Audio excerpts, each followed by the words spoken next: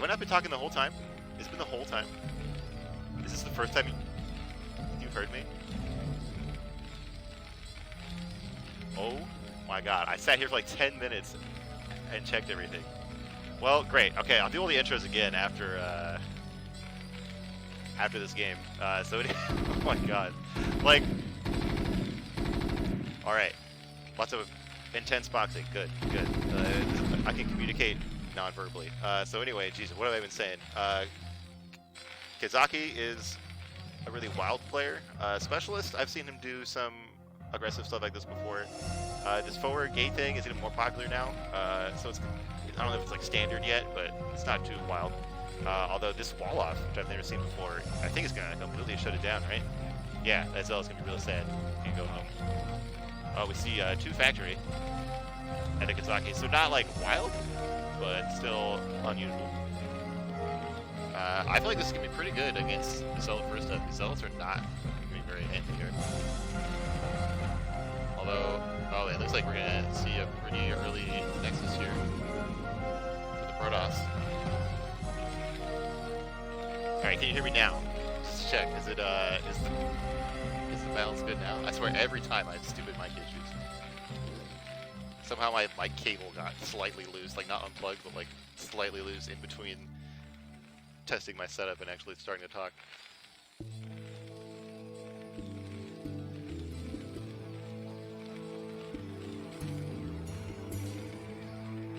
Oh man, I gotta like re-record the whole intro and everything now.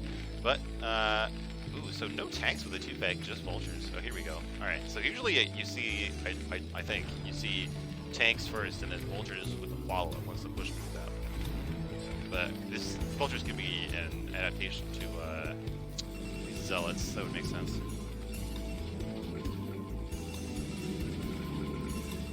Looks like we're gonna see a very normal follow out of specialists. And I don't think it's gonna be enough. Like you need the observers at some point to kill mines, but 2 factories is gonna roll over 1 gateway. And with the gateway here, you have less space to retreat.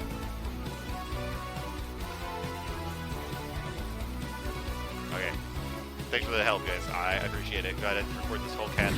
Like, all right, yeah, this is pretty much tailor-made to kill Dulles here. Possibly it's a bit too heavy on the vultures, but we'll see. Goons might be able to hold this off, but there's only 2 of them. Looks like there'll be 3 when the vultures show up.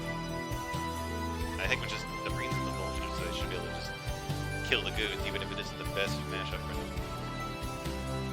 See, no, we don't even see tanks coming out. Did we see? I'm sure we saw mines coming out of that machine shop.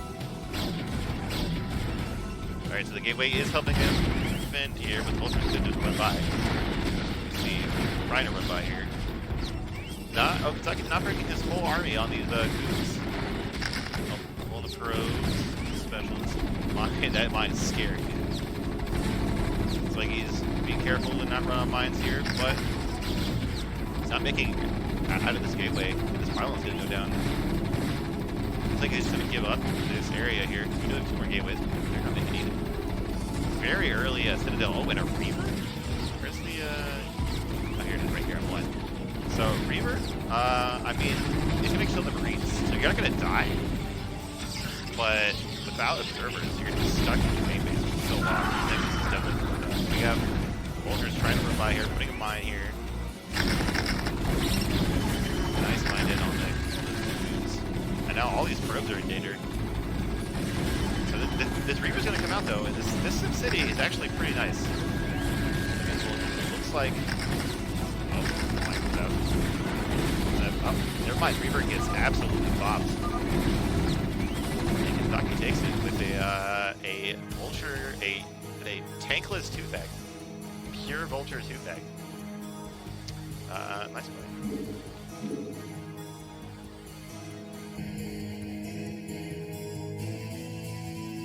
Setting down the volume. Okay. Here, all right. So I raised the mic volume. Is that better, or do I need to lower the game volume also?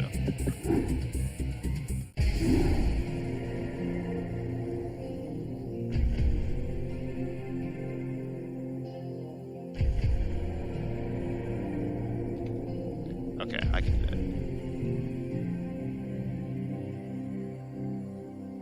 There. All right, so I'll load the game volume, but we'll check it again when we get into game. Because I was muted, because I'm dumb, for my intro. Let me go over that again real quick. So this is the playoffs of CPL Season 5. This is Samyang Fire against Operation Indecision. This is the part 1 of Tier 2, so the first 5 matches from the Tier 2 set. As you may have seen earlier, I prepared an amazing graphic for that to see which series are going to be cast today. We are in the first one so far. We saw Game 1. Kentucky took it with that 2-pack. And that is everything meaningful I said, I think. So, let's start Game 2.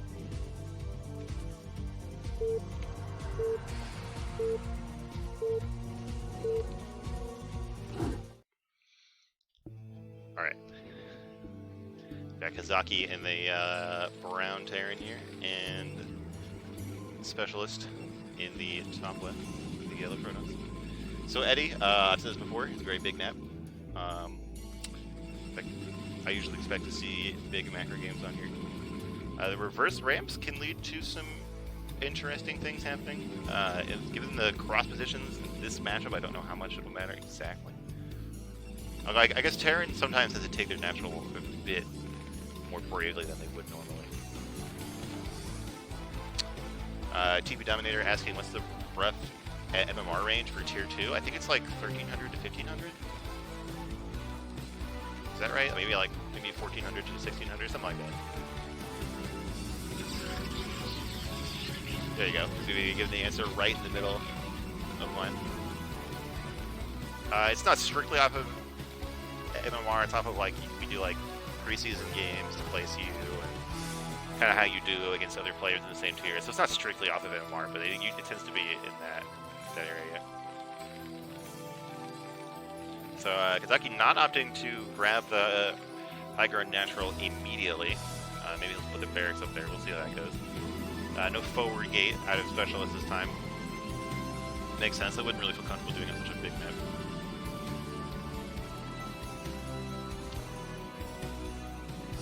problem TV Dominator. Yeah, I know this season of CPL, like, because of all the practice, like, I went up like 300 MMR. Like, I started at 1400 and I'm at 1700 now. I'm still losing like all my matches, but my numbers are getting better. So this is a very early probe scout. I didn't mention this earlier. Like, the core is not even started yet, so I wonder what this is about. I don't know. It's not so early that it's like cheese or anything, but it could be for a proxy. I don't know. I almost never probe scout in this matchup. Like, what is Terran gonna do that you need to scout with a probe? I pretty much always just send my goon, my first goon out to scout.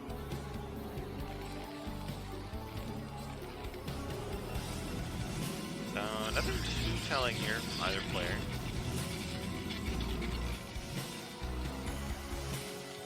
But the factory here, I wonder if this, like, so we could lift it off later. I don't know. That is one thing that can happen if this game goes later. Like, see the Protoss can put their gateways like here, here, and then tanks can get here and just kill your gateways. It's even more miserable than being contained normally. I don't know if we'll get to that point. Same thing like goons could be here and kill this factory. That could be pretty annoying. So the probe gets in here, but he just gets driven away by one Marine. And this is why I don't really like scouting so early with probes. Like, what did you see? You saw a factory making and a Marine. Like, you see that every single build, unless it's like 15cc or bunker expand or something like that. So there's not a whole lot of information you get from that. But see this pylon here, is this the proxy or is it just to block the third later?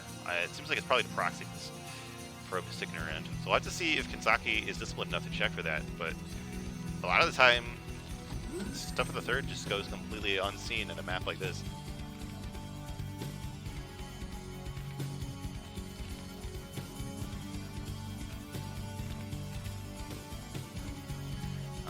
What are we going to see here? So we have Robo here, so maybe it is just to block the third. Although, hold on a minute, this is a Robo before the Nexus, so definitely something is going on here. But I don't understand, because if you're going to do some kind of one-base build with the Robo, why would you not put the Robo here? If you've already got the pylon. I don't know. And the SUV is going to get in there. See that the Nexus is not started, see the Robo on one base and be like, uh-oh. I mean, the only thing it's going to be is Reavers right now. See a proxy gateway, so it's not going to be like proxy DT drop or anything. So it's just 3-gate Robo. But I don't understand why you would just put a Robo out there too. Because this is definitely all in. Like, 3-gate Reaver, I can only imagine this is. So, what does Tyrion do? I mean, you probably get an eBay, right, for the turrets? Stop the Reaver drop. We don't see anything coming out of the factory, and that's going to hurt. It's going to hurt a lot, because one tank is not going to be able to hold off 3-gate goons. So we have a starport coming up? What? It's like to get a Wraith to stop the drop? Now, Wraiths are basically just end Reaver drops, but they don't end 3 gateways worth of goons. Oh, it's not a Reaver drop, it's just Observer. This is like a PvP build. Like, 3-gate Obs, this is like a build for Protoss versus Protoss. But it might actually work here. Like, Kanzaki's completely misread it, just like I did. Like, he thinks this is a Reaver drop, so getting a Wraith? Yeah, Wraith is not going to do anything. Like, I think one goon kills like 3 Wraiths or something. And I don't think we see Siege mode, so we're going to see a lot of goons just flooding here and run past this bunker, I'm pretty sure.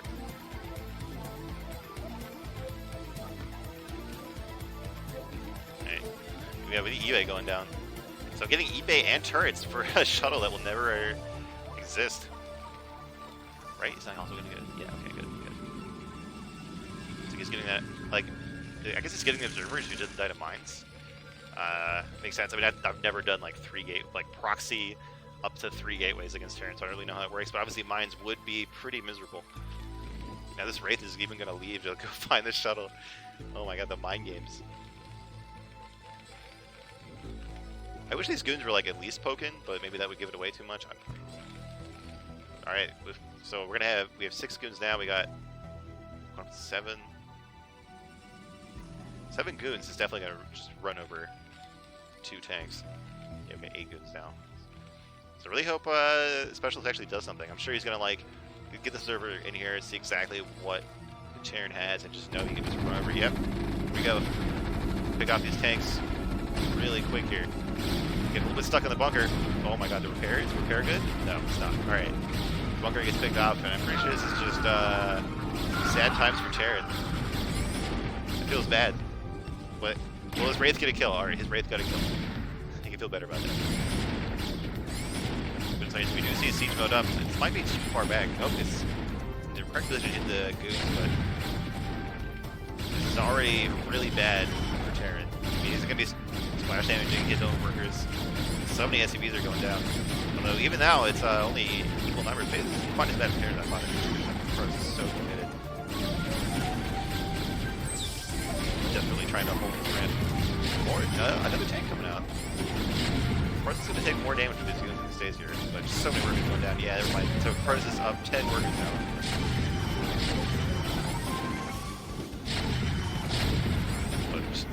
Pulling more boys, I don't think this was the correct choice. Putting more SCVs in danger. It's unsieging both tanks at once. Very spooky. Oh, I don't know. This is kind of scary. They're in the danger zone now with 3 tanks. Alright. Let me look away real quick. That Wraith? Is the Wraith dead? I think the Wraith is dead. No, the Wraith flew away. There's 2 observers here. So we just saved the command center here. We're only down to like 3. So losing all these SCBs and all this mining time, I think that's really what did it. Like, I don't think he needed to pull so many workers here. Although I do think if Protoss had more killer instinct, they could have just, rather than fight in the natural, they could just run to the factory here and camped the Terran production. But for now, it's kind of stabilized. Protoss getting their natural up. Yeah, TBW they're asking why proxy these gateways. I mean, yeah, pretty much. I mean, you see, like it worked because Kenzaki saw just one gateway and a robo in the Terran base and no expansion, and he thought just like I did. The only reason you do that is for getting fast Reapers. But with these gateways here, not only are they closer, but the Terran doesn't see them. So the Terran just, if the Terran saw 3 gateways, he would not have got a Wraith. I guarantee he would have not got a Starport and a Wraith. Because that really didn't help him at all.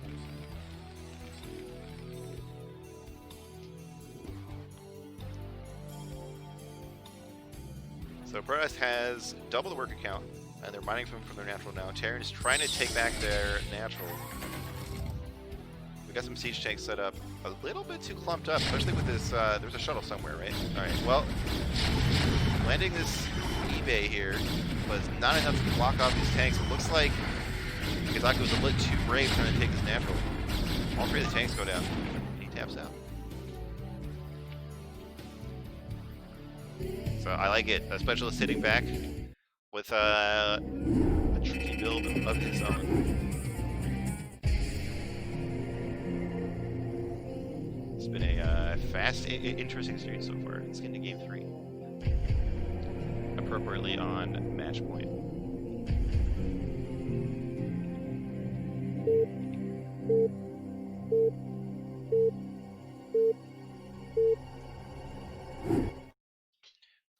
Alright. Snaki in the bottom left. Specialist in the top right. I'm taking some of my water. Give me one.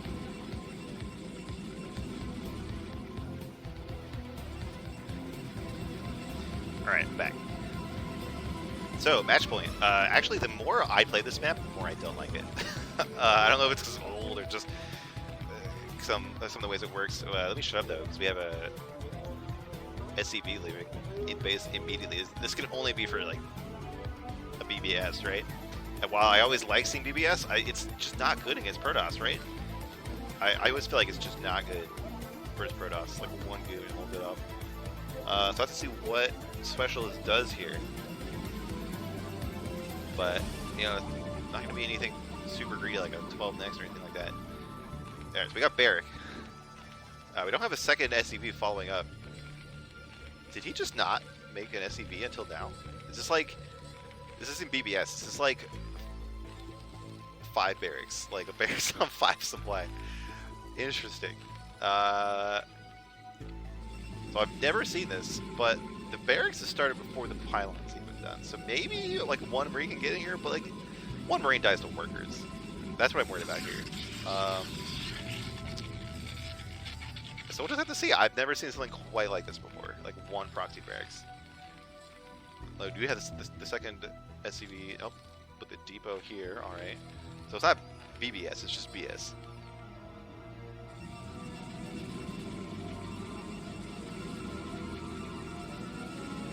Oh, so TP Dominator to lock screen, you right click. It only works when you're in a replay or observing. I don't think it works when you're in a real game. But if you right click on the unit, it'll lock screen to it. And this probe scouts? Wow. I would not think to check that against Terran, you know? It's pretty, if his barracks was like here, maybe it wouldn't get scouted. But like, what do you even do when you scout a barracks this early? Like, it's not even BBS. We see a Zealot started and a second gateway. And yeah, 2 gateway Zealot is probably going to destroy 1 barracks Marine, right? So he's trying to build a bunker here, but this bunker is completely non-threatening, right? Like, Press is completely fine with letting Terran get that bunker up. But we might not even have to let him do that, because this one Zealot's going to be a big problem with Marines. Oh, this Marine doesn't run fast enough. Oh no, micro. The bunker is like getting so close. But the probes are full. The bunker is done. Can the Marines get in there? Oh my god, what a Zealot. What a Zealot. 2 kills. So the bunker gets up, but again, Protoss doesn't really care. So he's still mining gas, even though he hasn't even started his core yet. So I feel like either make the core. There we go. Stop mining gas, but like, you can leave like 1 guy in gas now. Alright, so this is a bit scary for a specialist. He has no units in production, but we got this 1 Zealot out here, and only 2 Marines alive. So even these 2 Marines go kill probes. I just don't think it's that dangerous. I like this only partially building this depot. It's smart. Just wall that off. Stop any counterattacks. Alright, so we got 3 Marines here, but the Protoss just does not care. I think this is why we don't see 1 proxy barracks ever. Yep, and the SCV goes down. No more threat of bunkers. Just these 4 Marines here. Super distant bunker here. Gonna go try and kill the Zealot.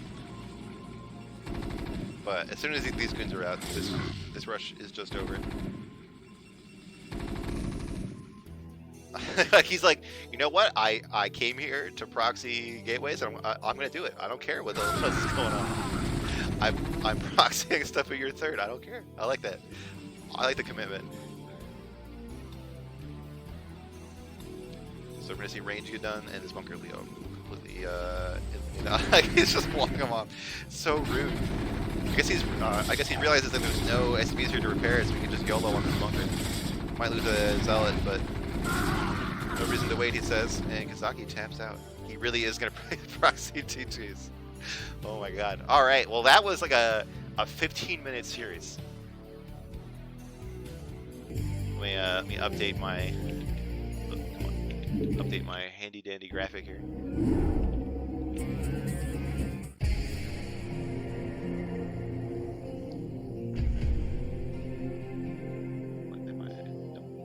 Oh, I forgot how to do all this. It's been too long. Yeah, here we go.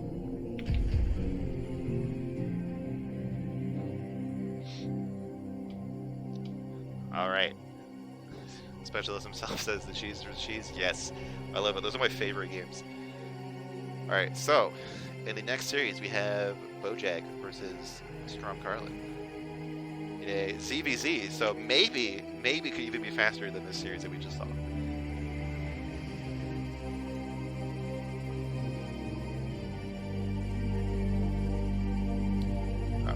And the lobby is not making. Come on, Blizzard. Oh yeah, I should update the names on here too, shouldn't I? Wait for this lobby to make. Let's see.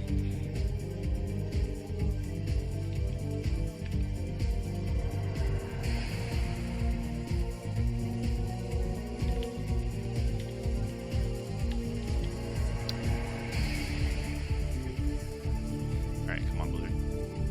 Let me make this lobby. Here we go, there we go. Alright. Let's get into it.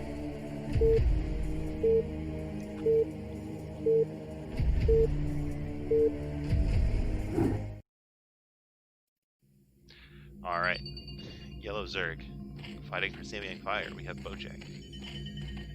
And again, the bluish gray Zerg. The bottom right. IRK's Storm Carlin. So Storm Carlin does a lot of events for CPL. I don't remember if her rank is officially admin or I'm not sure exactly, but she does a lot of the streaming events. She does a lot of casting. Does some organizing and stuff. A lot of good work for CPL. So we should always appreciate that. Bojack, I've seen him a lot in these tier 2 matches. Seems pretty strong. I know he was on one of at least in Storm Carlin's best of 9 show matches. I forget who was against. Somebody else in tier 2. Now, ZVZ, everyone's favorite matchup. I have so much expert knowledge in it, so it'll be a very in-depth analysis here.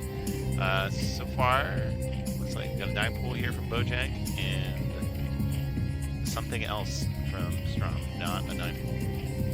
Let's see if Overlord 4 pool.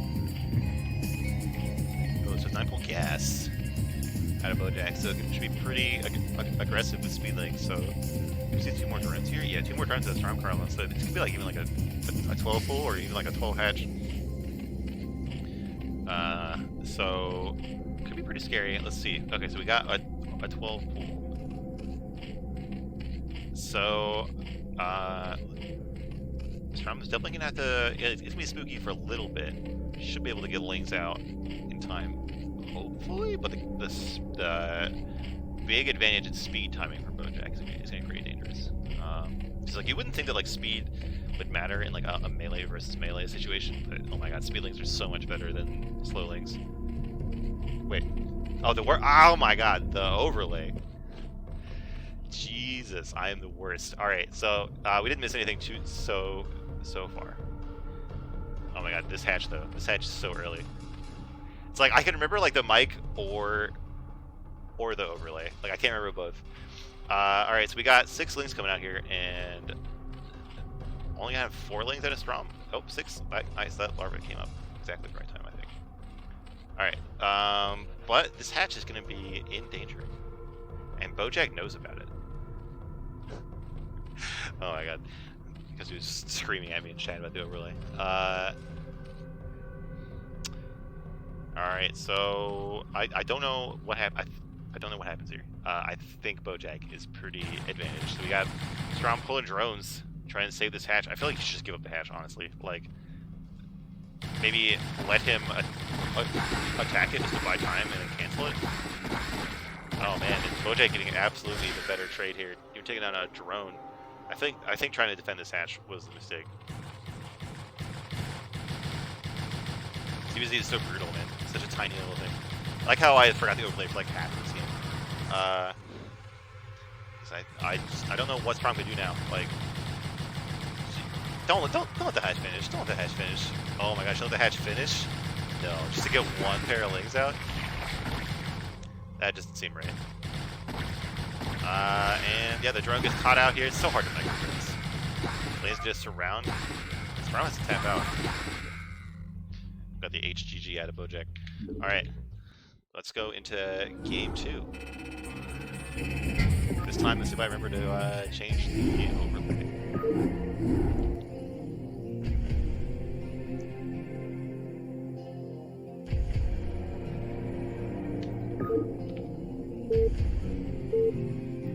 Alright, so we have game 2 here on In the Way of an Eddy. Like I said before, this map is really big, but it does have the reverse ramp to the natural line. This matchup, I think that can make a big difference. Just about who can get the better arc. All that stuff makes it even harder to break out of a contain. Though with overlays, you have vision of the higher ground at least. So both players are going to scout each other first this time. Oh, I did. I got the overlay correct this time. All right. Let's see how that develops.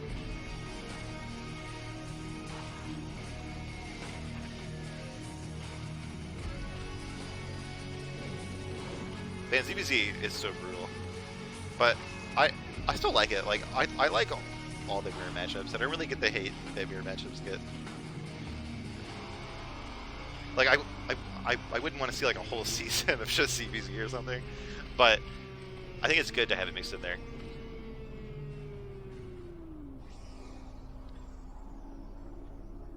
Alright, Overlord's getting ready to high five each other. So looks like both players getting Overlord before pool this time. Bojack maybe adapting to the bigger map, or maybe just trying to mix it up. Strom might be getting the same thing she did last game so far. Alright, here we go. High five. Whoa, whoa, whoa, it's gonna be 12 hatch. Oh my god, so brave, especially after losing the first game to an aggressive build. Being brave enough to go 12 hatch. It's madness. And we got, it's like 12 full gas out of Bojack, and I'm really worried it's gonna be like this. We're gonna see basically the same thing happen. Looks like Strom is saving up to get that pool next. 12 hatch beats 12 full? Does it beat, does it beat 12 full gas though? I mean, that makes sense to me. But like, I feel like that's what should have happened last time, and like, I feel like Strom pulled the drones too early, and Bojack got the better end of the micro trade. I guess we'll see what happens. This is, yeah, see, I don't know ZBZ, alright? I barely know the Protoss matchups. I don't really know what's going on here. Alright, so yeah, and then it looks like maybe Bojack, yeah, I mean, he's getting this hatch himself, I assume because he saw Strom's hatch. So yeah, I guess if Strom just get the correct amount of lings, she should be ahead here. She should have 2 more drones. That seems pretty big in this matchup.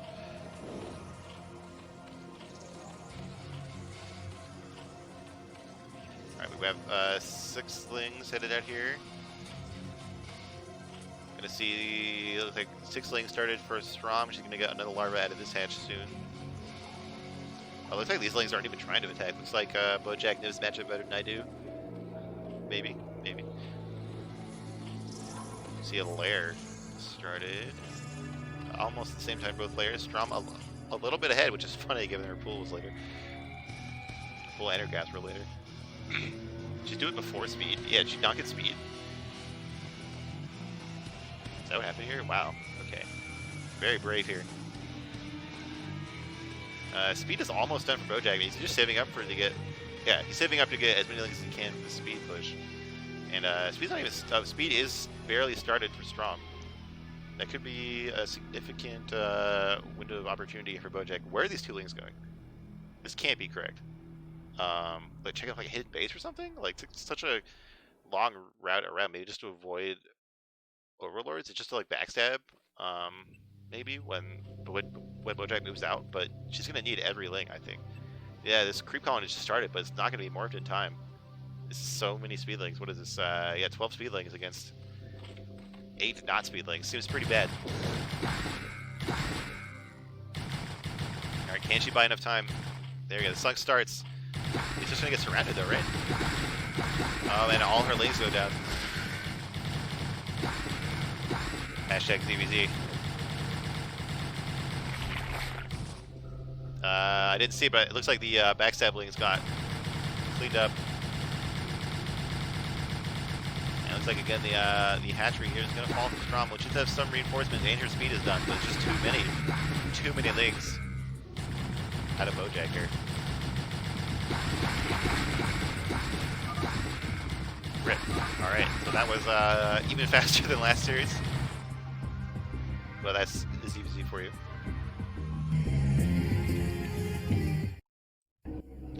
And Bojack evens it up for Samyang Fire real fast. Alright, who we got next?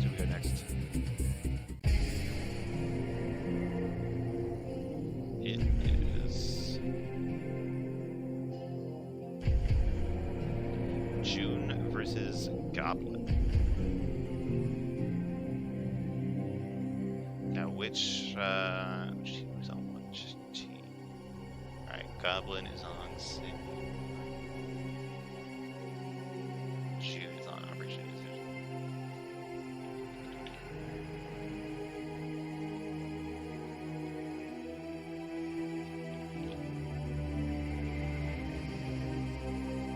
Alright, this is APVZ, so at least a matchup that I can pretend to know things about.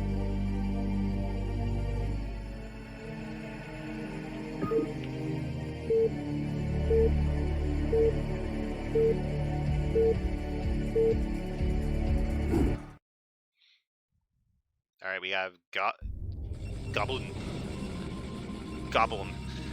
as the Baram Protoss in the top middle of Neo Sailhood, and June. I guess this is black or very dark gray.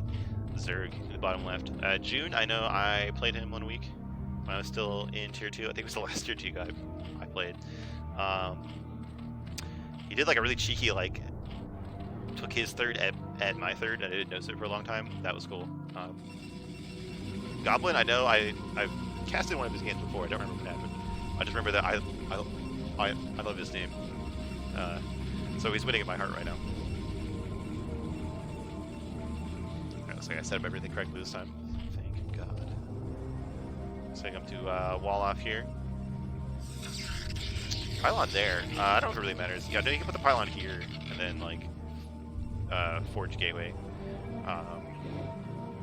Super minor thing, but I've learned recently why it's better to have the pylon off to the side, because you can have a better line of cannons and it won't block at goons later. Not a huge deal, not a huge deal. Looks like it'll be a gateway first. Gateway on 9. Yeah, okay. So I'm interested to see how this works out. I used to do gateway on 9, and then I got yelled at by my team coach that gateway on 10 is better for gateway first. So we'll see how it works out.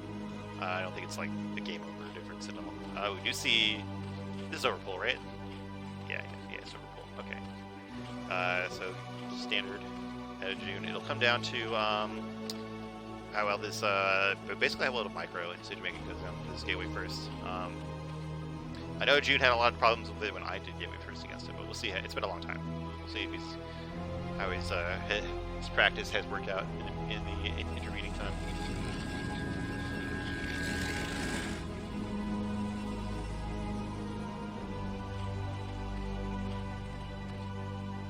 He's gonna get in here and scout this gateway.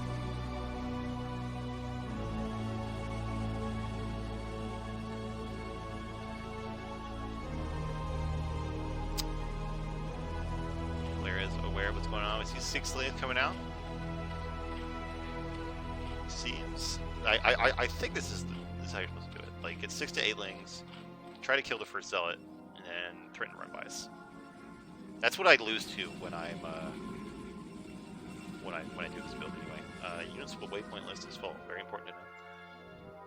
Yeah, so we got these lings coming out here. One zealot cannot fight these lings. The probe could have been there to help fight, but it was not. It does get by. The zealot does not get surrounded just yet. But you can't really hide behind the minerals in the natural very well. Main kind of, but you can't really like poke through the minerals to fight it here.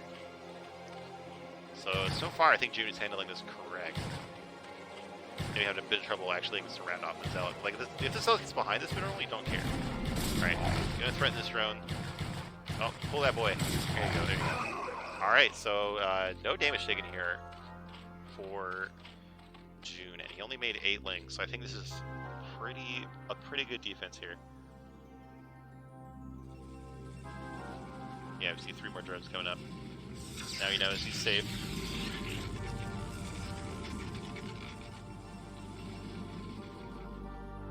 So not a complete disaster for Goblin, but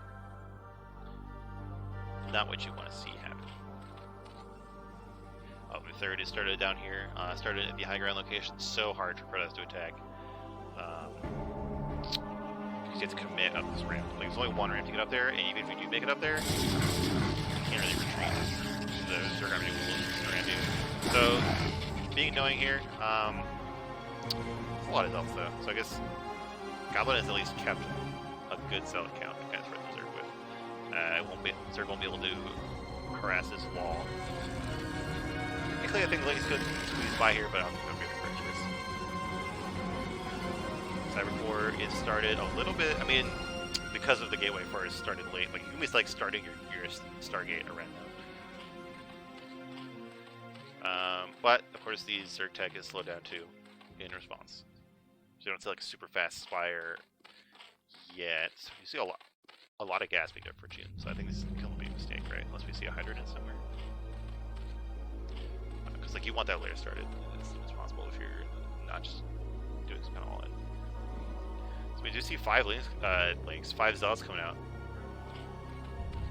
And not that many links out, so looks like Goblin has played this correctly, banked up his zealots. This is something I need to learn to do, not just lose them all one by one. And now this gateway first is starting to get in. And there's just nothing here to defend this mineral line. That's something. Now you just gotta go back to making links. Maybe he droned it too much.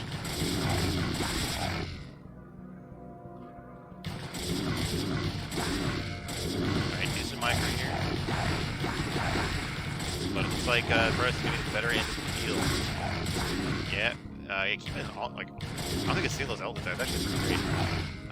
One on low health here. So this guy does okay. And now that, yeah, the natural hand is dangerous. So clearly I just need to get good and get better and gateway first. So I didn't really think it could move out again. That counts as zealot production. Did him good. Very careful gets around it here. Oh, there's one zealot. Oh, starting to get surrounded. Maybe, well saved the minute. Just barely. Oh no, I think it did. Oh man, I think Goblin's per production slipped. Alright, the sound ratio is off. Would you prefer voice louder or the game louder or what? Thanks for letting me know, by the way, Kazooie. I appreciate it. But in the meantime, in this game, so I feel like Goblin's per production fell off during that push, which is definitely something I did myself. But he could have a higher per bleed, I think. But anyway, the Corsair is out. We see more coming out, and the layer's not started yet. We see a Hydrogen. So we're up to like what is this, 5 hatcheries? No, 6 hatcheries? Like 6 hatchery Hydra before layer. I think it's gotta be a mistake. But that is gonna be a lot of Hydras. Provided he has any supply left to make them. This is gonna feel bad.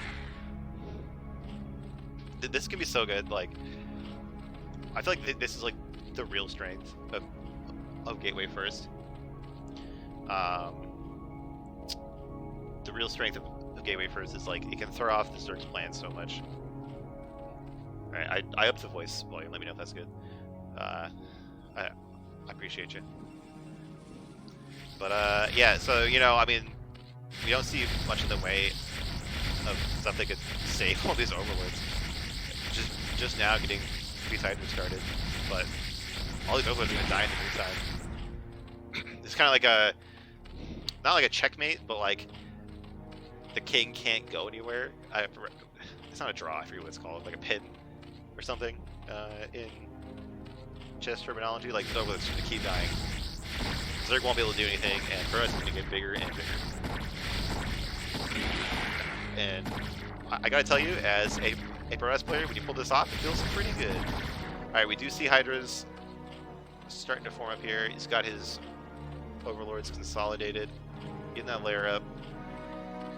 Starting to get more, trying to, you know, make use of all this production.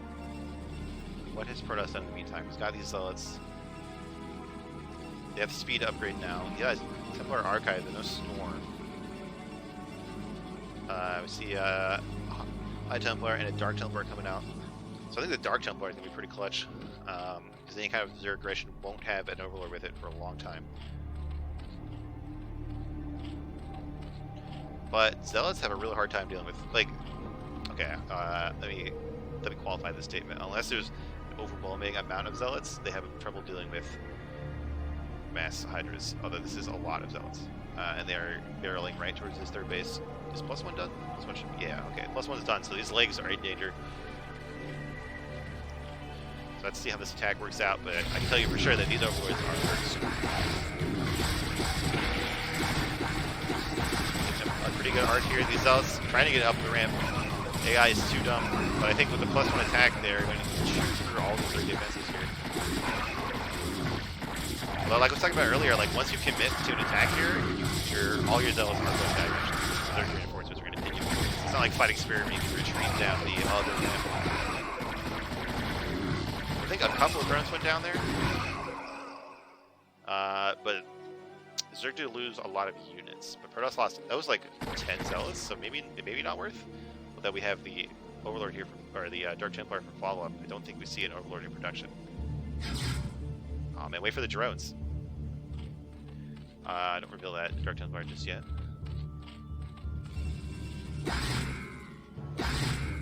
All the drones left the space already. Oh my god, this High Templar, what is going on here? Does he have Storm yet? Like, is this the bravest? There you go. Oh my god. The bravest High Templar of all time. Like, you've heard of the Storm Drop? That was the Storm Walk. You just walked into that base. And Hydra's decided to check out this corner of the map. Very important.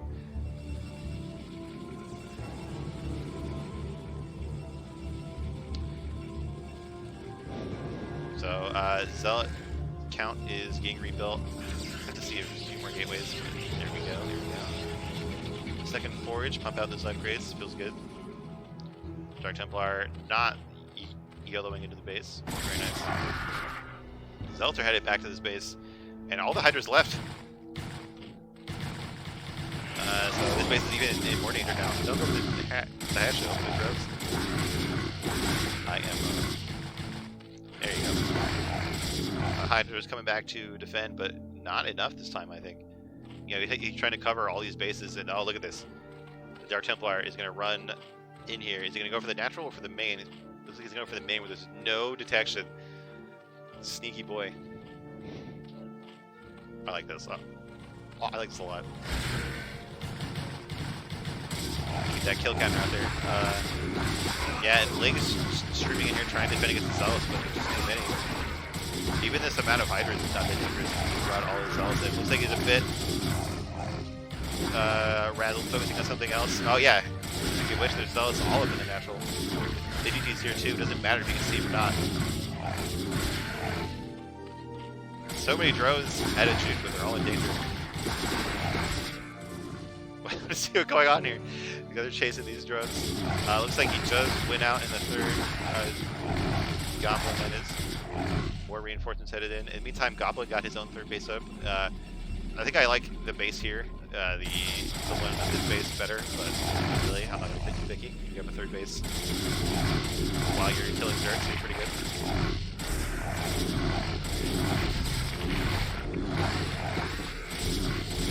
Alright, these overlords are in danger again. I'm pretty sure, yeah, you have 5 times the supply? Okay. Alright, so Goblin takes game 1. It was very good, aggressive, multi-prong attacks here. You love to see it.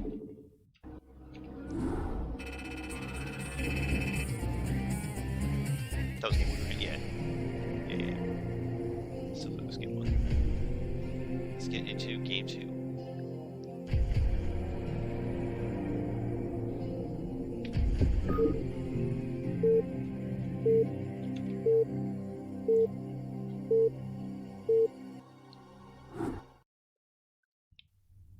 Alright. Let's get the Black Zerg, June, and the purple Protoss, Gobble. Alright, so I'll say it every time because I don't know what else to say. This map is very big. It's pretty good for macro games.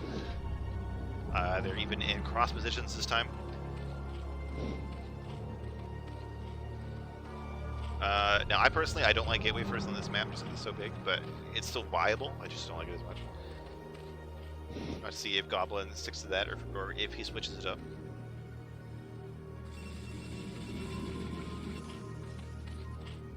I feel like June did a good job holding off the initial part of the Gateway first, just when that 5 Zealot attack squad came out and he struggled because he drove too hard, I think. You know, my high level analysis there. So it looks like we got forward. He sent the probe back to mine real quick, which normally is a sign of gateway first.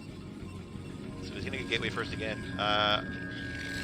It's completely viable on this map. I just don't like it because it's so big. But it looks like we're gonna see that again. So I like sticking to your guns here. Nice.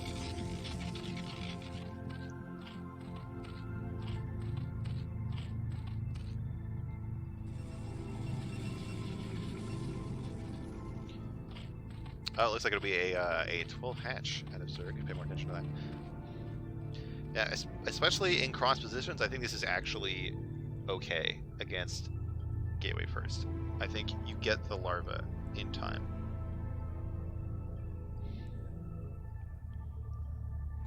Like you get the larva and the lings in time to deal with the gateway first. See how it actually turns out. Zealot starts.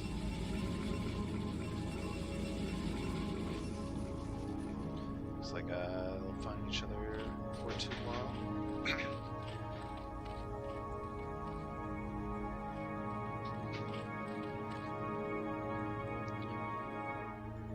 Alright. Look, I should be saying something, but I don't know what they're talking about right now. So when you have a co-caster, they can fill in your blanks for you. Alright, so Goblin gonna scout. He could be able to figure out from the timings on these buildings, like how much health they have. It was hatch first, and we definitely see the spawning pool not even done yet. You should be able to figure that out. It's something that I'm struggling to deal with, is figuring out what time the opponent should have things out. The Zealot is getting close. It's just crossing the halfway point. Looks like that drone did scout what Protoss was doing.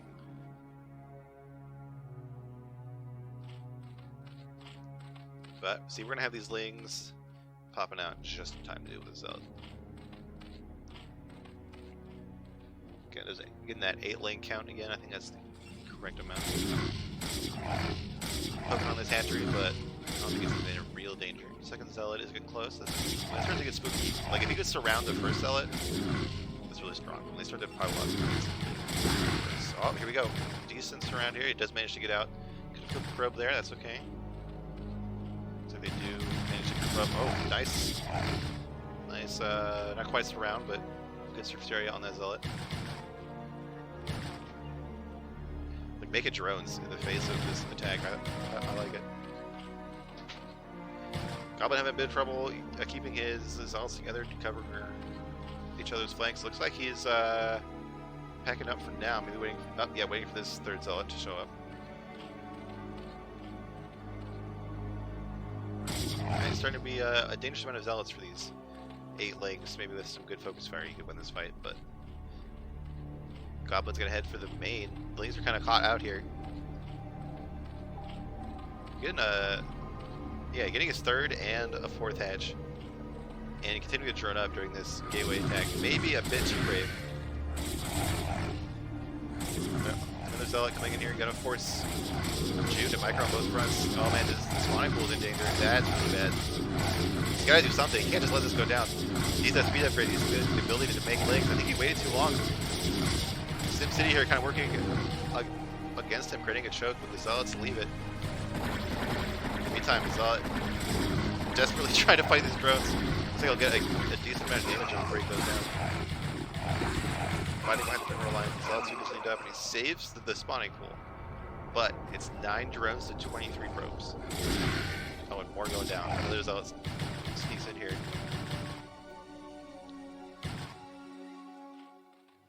I think the Zealot should get surrounded.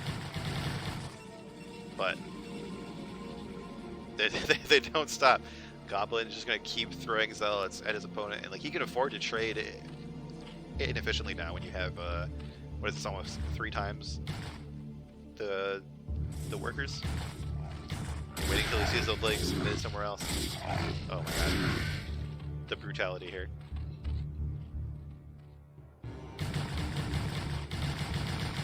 Completely surrounded on move command. But that's fine, because Goblin says, okay, the only way I lose this game now is if I die to a huge link flight. So screw that, I'll just get 3 cannons here. Stargate getting a Citadel, so he's completely ready to go into his normal game plan here. And June's only chance really is to try to do a link flip, but with 2 zealots blocking and 3 cannons, maybe even 3 zealots blocking, I don't think there is much chance of that working.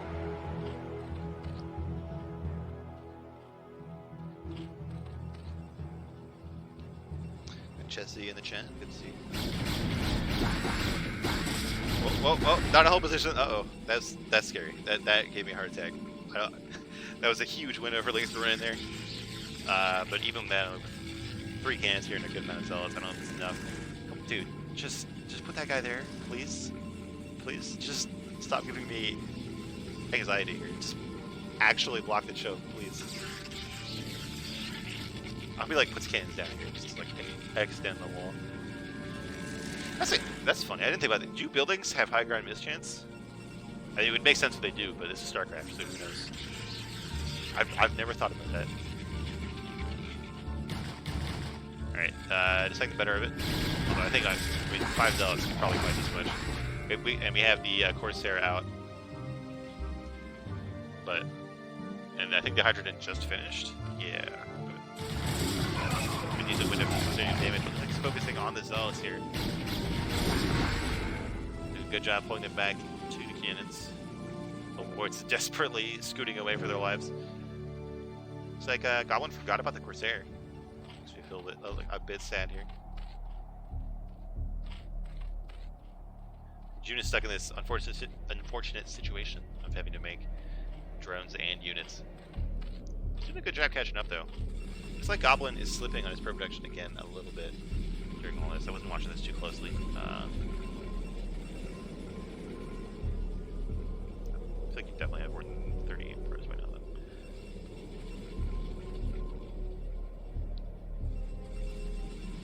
But this is getting to be a scary amount of zealots. Nope. Plus one's almost done. I'm not sure the zealot like started and finished yet. Yes, it was, right. Pro player right here. So now this amount of zealots is going to be pretty dangerous. And June kind of got caught in a situation where, well, I need to make more workers, but if I don't make more units right now, I die. And we're going to see the consequences of that play out right now. It's like a second Overlord here is going to go down. Hydra, this week time back to start shooting here. Every time we have a freight train worth of zealots here coming in. Plus one's done now, right? Nope. Is it? Okay, almost done, but honestly, you don't even need it at this point. Plus one finishing exactly what the zealots got there. That's nice.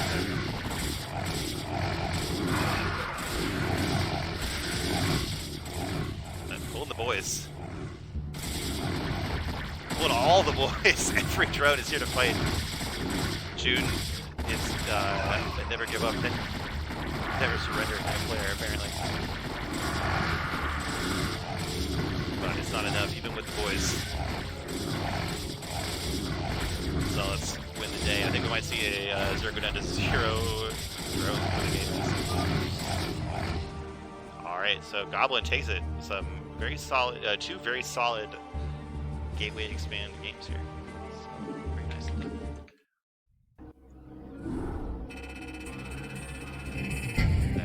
Another game, another series for CME. We're gonna have the 2-1 in Tier 2.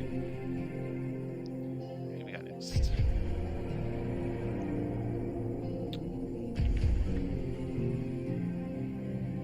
Alright, we have Sticky Stardust against Rem, aka Rem. Alright.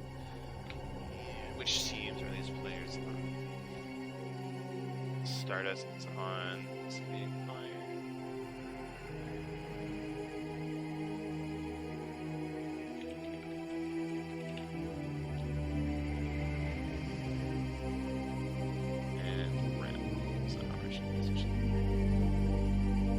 I am going to refill my water real quick. I'll be right back, like 10 seconds.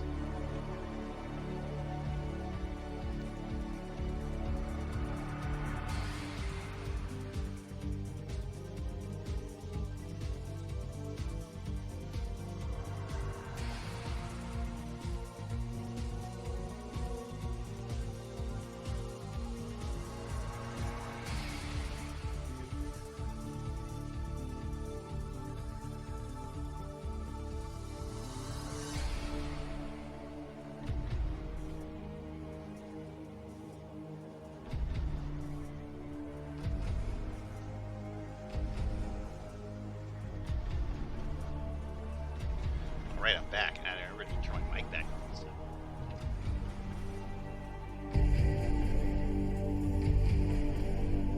There's been some quick games today. We're on Series 4 already. Yeah, I've only been streaming for like an hour.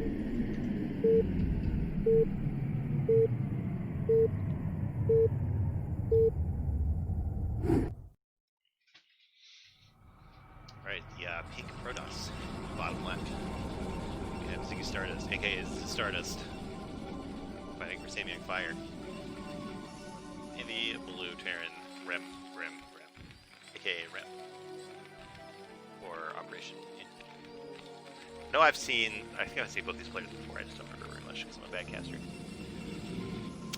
As we saw this matchup on this map earlier, we saw a forward zealot. It was the game where my mic is muted because I'm bad. Let's see if we see anything like that here. Yeah, it was like forward zealot against like 2-fac.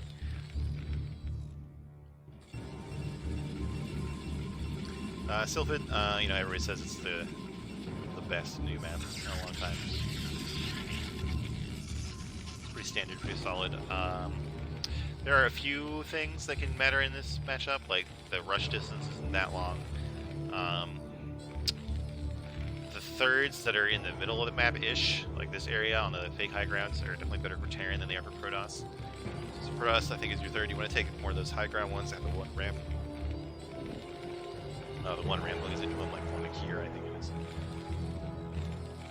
But I think it's still a comfortable map for both races here. Looks like everybody's going to build all their buildings in their main. Fair enough. And I'm struggling for things that they go to fill the timer.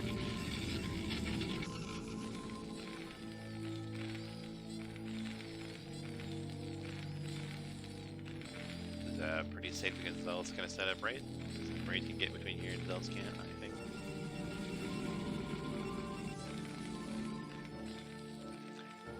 Ramsay on the scout at the normal time.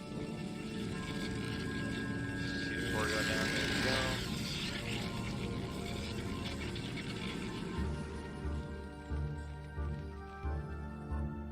Alright, waiting for something interesting to happen. I just pressure. You guys going to guess? Okay, getting a zealot. Not forward engaged, but maybe one zealot. You know, there's still some potential. Oh, excuse me. Ugh. Very professional of me. Some potential to do damage with this first zealot. I think Ibrahim can micro pretty well with this brain. He's set himself up nicely with this defensive setup here. Someone with the setup. Nice. Oh, but Press didn't scout at all, so the zealot doesn't know where to go, and it's going to scout the wrong direction. So I think by the time it's done, like, it won't be able to do much damage, but it doesn't cost you too much to pick up. So, catches the scouting SCV, gets 2 hits on there. Oh no, it's on A move, not move command. There we go. Alright.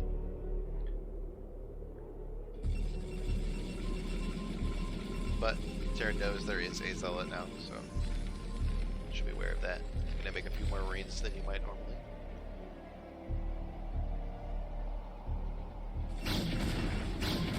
Clean up scouting SCV.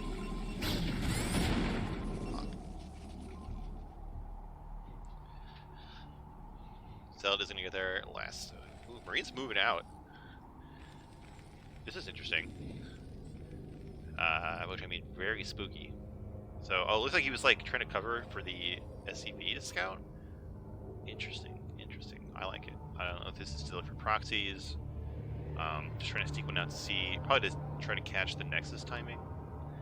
So we're gonna have the Goon and the Zealot show up at the Terran base at the same time. We're gonna have like 5 Marines here. I think this is okay for Terran, especially if they can just buy time for this tank to get out.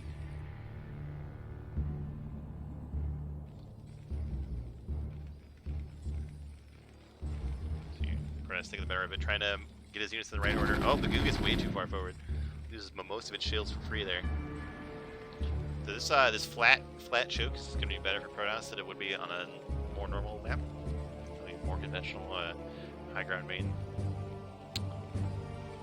Like a huge difference here.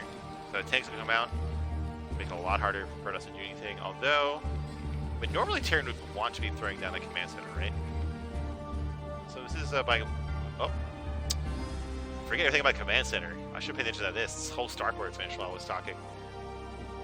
And we see mines coming out, so it looks like we're setting up for a vulture drop. Yeah, he's going to make 3 vultures here, push out with these units, bring them to this dropship here, and then drop them right here. That is the thing about this map. This map, drops are very powerful from both sides on this map because of the kind of large circular mains and these cliffs, or like fences, not walls, I guess, around your base, not fences. Could be pretty spooky for Ziggy Stardust here. This drop could do a lot of damage, but if you don't see any inkling of an expansion, you might start to get a clue here. It looks like he's doing a good job meeting this force in the middle. Using his goon ranges, though it does go down. If he had 1 more goon, this would be a lot more dangerous. 4 goons can one-shot a marine, but he's doing a good job here. Out microing Rim. Oh, the tank is really brave. Trying to focus on this 1 goon. Gets it. But I think this tank's gonna go down. The goons can figure out how to. There we do. Alright. There we do. But Press has been wounded enough that he doesn't feel confident pushing out. It's just loaded up. Okay, so we only see 2 vultures. I think he wanted to have 3, but he kept this one back to mines, will die. Very nice reaction timing here from Ziggy. Pulling most of his probes. Vultures are going to trap themselves back here until they show up. I don't think he just now placing mines. I think he should have done that earlier. So actually a pretty good drop defense out of Ziggy. The worker counts are basically equal now, but the Nexus is already done. Just a bit earlier than Terran. Well, yeah, the Terran one's kind of late because of all this tech. So that seems pretty good for Protoss overall. Man, someone in my neighborhood is grilling. It smells really good right now, I think. I know what I'm actually smelling. Terran is very fragile right now. It's 1 tank and 3 mines. This is a lot of goons, and I think if Ziggy wasn't scared of drops, he would just go kill Terran. Looks like instead he'll just scare up to take a 3rd. Alright. Not a bad choice either. If you see, there's only 2 tanks alive, you're safe. But he could also just kill Terran right now. He could even leave these 3 goons here, take all these goons, go kill Terran. But I appreciate trying to play safe here. Just expand when you know you can do it. Although again, I think this space would be better up here in this high ground. Just to get that gas, you get that ramp. But I guess if you know the Terran already has drops, something that you can quickly bring goons to defend is also a good idea. Got that observer right on the boundaries. Can you see that? You can't see that command center right now, but he scoots around his observer a little bit. And if he does see the Terran is trying to get a 3rd command center, he should know that he can at least put pressure on to deny it, or to delay it, like that way. Because Terran's going to have a hard time actually pushing out here and up here with their reduced tank count.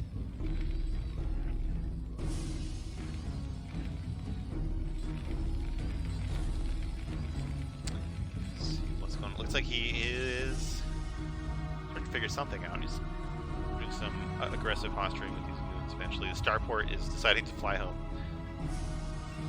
The dropship's still alive, right? The dropship didn't go down, did it? Did it go down earlier? It must have, right? I don't see it anywhere on the map. When did that happen? Oh, no, here it is. Okay, good. Always good to have that around in your pocket. To get a wall up like this, I would have walled up like here. But I guess park your goods here. Bend that bridge too. Found the control tower. Oh, can you leave it there? Alright. Starport itself is going back. Like Third command center is done. Looks like Rem is trying to cover that ground. He's gonna need, but I think he just doesn't have enough quite yet. I think if Ziggy is proactive enough, he can delay this third for a long time. He's getting a fourth himself. Here we go on this very nice high ground spot.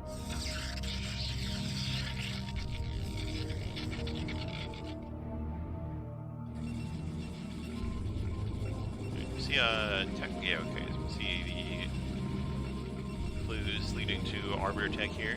Let's see, is this get that Arbiter Tribunal next. See a second control tower. It looks like the drops are going to resume here. So it looks like Ziggy decided not to fight over the third base, but it's still pretty late. So I think you're fine letting him take that third base when your fourth base is already done. You see probes transferring there.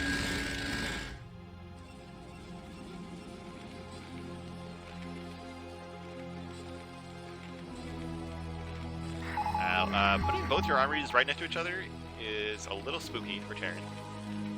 You know, it makes him very vulnerable to being sniped by recalls or something like that. Always something to look out for.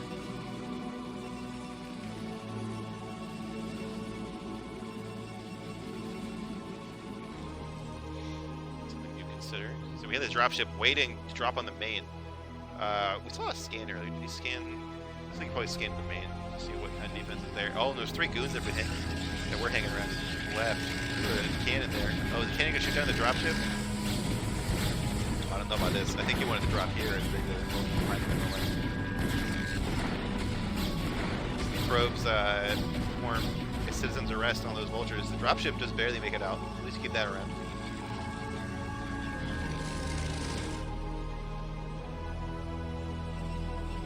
But I think he wanted to drop here and then just scoot up. And I also think Protoss wanted to have a pylon like here, so the vultures can't do that.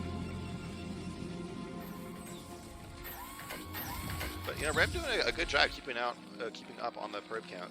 Ziggy could definitely have more probes than he does now.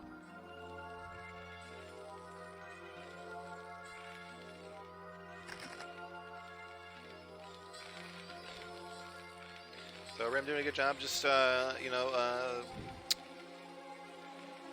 turtling up here, getting his third base, building up to that deadly tank count. Doesn't matter if you do it slower, because it's still pretty strong when you get up there. And we only see goons here out of Ziggy. It's starting to be a problem. Like, at some point you just need zealots to trade efficiently. At all. Doing a good job, you know, not committing here, just finding damage when he can. Starting to see zealots come out here. And Arbor just takes so long. Like, it takes so long to get Arbor Tech. Especially if you aren't, like, exactly on top all the timing. Look at this goon. He just needs his space. He's freaking out a little bit. Just wants, like, a bit, like, one more pixel.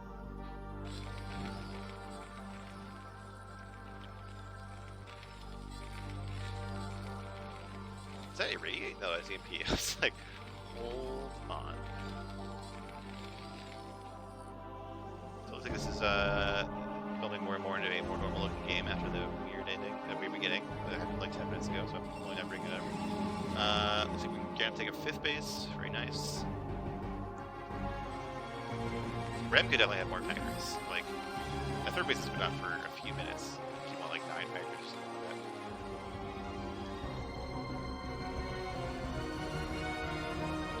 And this, if Protoss is doing a good job, you know, mentally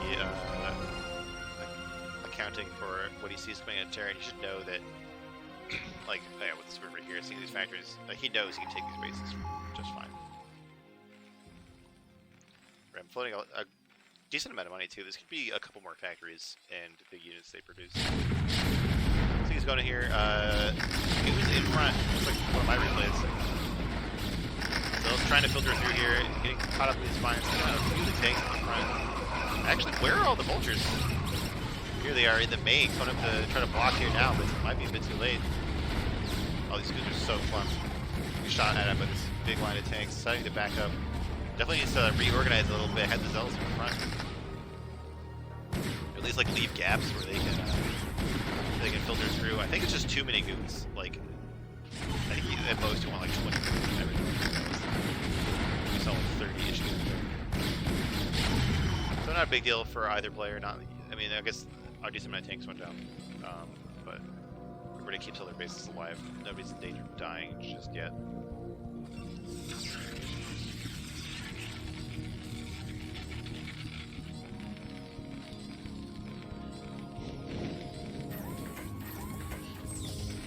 I don't think we're going to see... Well, do we finally see Arbiters now? I know we had an Arbiter in production. I think recall is going to be the big thing that might shake this game up. Here we go. God, that really just finished like 10 seconds ago. Arbiters are so long to build. So we're going to 6 bases here. Maybe just flying himself both gateways here. Now we're going to see another Nexus because this push is a long time out. Whoa, 3 dropships. Oh my god. 4 tanks and 4 vultures. Just gonna walk right in these cannons. Oh no! Oh no!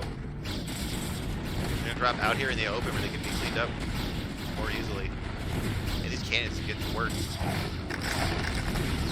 I think the drop he's hit to say has been completely shut down.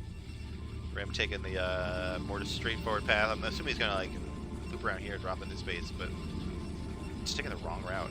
You know? Oh my god! I went to what 7 bases now? Ziggy is relentless here. Just like, alright, you gotta kill me or I'm gonna take every base on the map. And Ram's having a hard time like getting to like 150 or getting to like 200 supply. Oh, recalling that natural. Not usually where people drop, but taking Ram a while to get getting a probably overall maybe not worth. Look how bugged out he is. This is every recall that I do. So I'm trying to attack when it sees the units pull back, but not a good idea. This amount of goons is just going to get wiped down. Wiped out. There we go. Alright, so that recall killed some SCVs, but I think it lost a lot more army supply for Protoss. Yeah, you see the supply's a lot closer now. Ziggy is going to remax here. But I feel like, you know, getting here, killing all these factories, forcing Terran to go through this little choke, but they haven't even killed the egg yet. I think that would have been fun.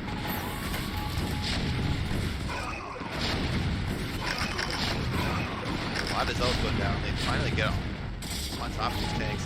This stasis is like not spectacular. I think probably waste overall because you're not going to actually commit to this fight. So we're seeing some blunders here from both players. I think that recall and that drop, not spectacular. But I think the real story of this game is just how much pink there is on the map. Protoss is just expanding more and more. Terran is stuck on these 3 bases. Finally, gear up to take their 4th in 18 minutes in the game. Terran just having a hard time getting that supply up. Losing armies to these, losing units to these folks, losing a decent amount of supply in those drops.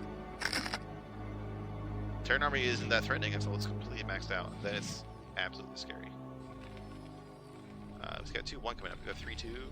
Yeah, 3-2 are about halfway done.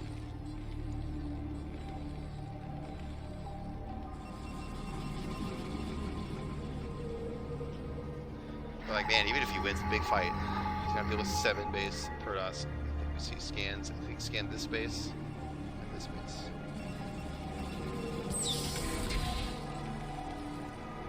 So it looks like he is trying to move out here, but only 170 supply. That could be like, 15 more tanks and vultures added to this army.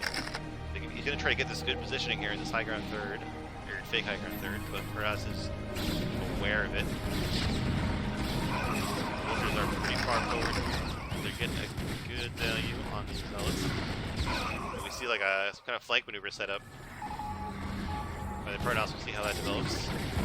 Somewhere an observer died. We got a dropship here with the fight, just to be annoying. Ziggy, trying to go for stasis. Alright, ooh, that's a good one, that's a good one. Now maybe he can go for the flank, but again, like, his goons are too far forward, his zealots are... Oh man, he like forgot to confirm the zealots, it was all for them. Alright, we got zealots coming in here. It's like a front attack here. I think Press is gonna get the better end of it. Yeah. Catching up. Keeping these reinforcements from meeting up and rescuing these stasis units. One good at a time, choosing to suicide.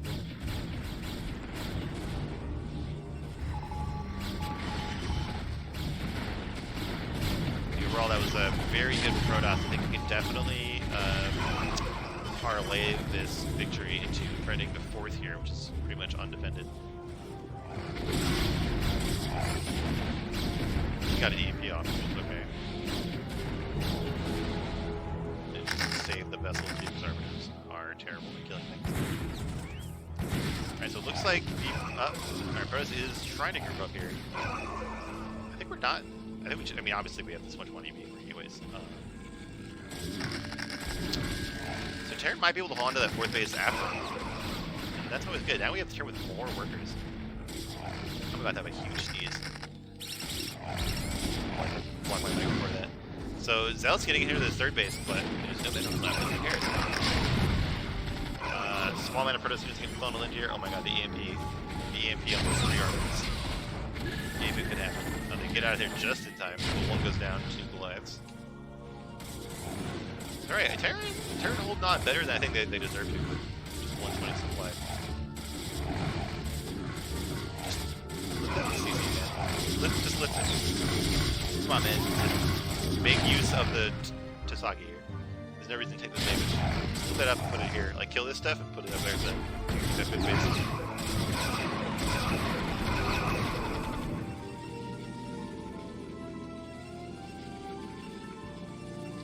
But like I said earlier, even with these fights, even if they do go for Terran, Protoss just has so much. You're seeing Storm mixed in there. You got these Arbiters, got so many bases. Not even mining from this base. Finally, gonna put cannons here. 3-2 is enough for Terran though. Like, those tanks are gonna hurt. Yeah, 2 attack and no armor from Protoss, so units are gonna melt a lot, but there's gonna be so many units. All these arbiters are stacked up. Oh man, I do this all the time. It's so bad. The danger, the EMP risk. Okay, these guys are trying to find some good stasis. That one's not even, doesn't even have 100 energy yet. All right stasis there. More arbiters going down. This is gonna hurt him after this fight, actually. His army is like too much conga line here. Candace is gonna stick. Okay, pretty nice storm on these 3 tanks here. I think there's just too much for Protoss, even if it is a bit disorganized. You see the tanks count getting reset again. Terran trying to take a 5th base here, but I mean, as soon as Protoss figures that out, it's dead.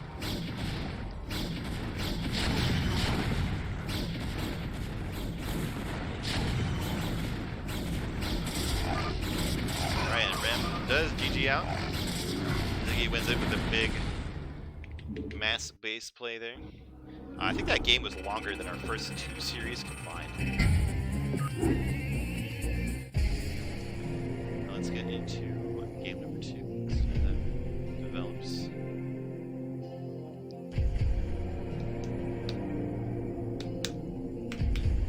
Oh, come on. There we go.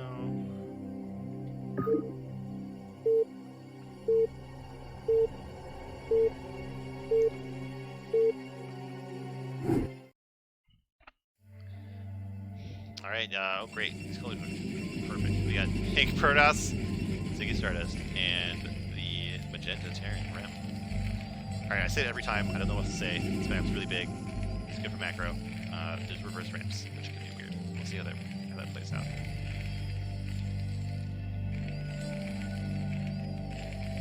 Sorry, drink more water.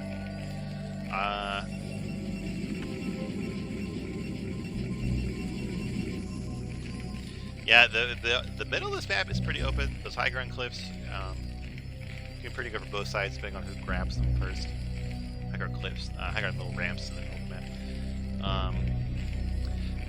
I do feel like, especially for Terran, like your first 3 bases are really obvious, and then your 4th base is a bit more questionable.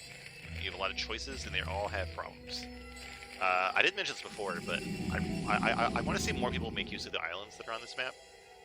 They really aren't that hard to take. Like, workers can kill a blocking structure pretty easily.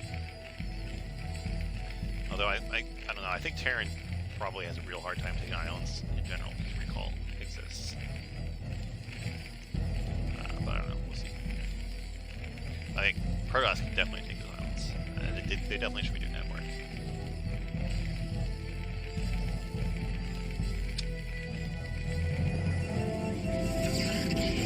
Alright.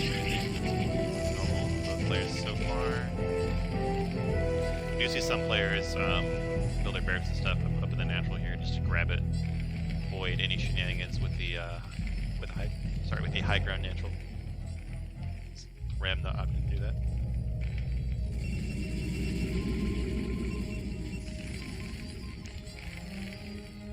Oh my god. The overlay. It's a good thing nothing happened in this game, but at the overlay on for 2 minutes, I am the worst.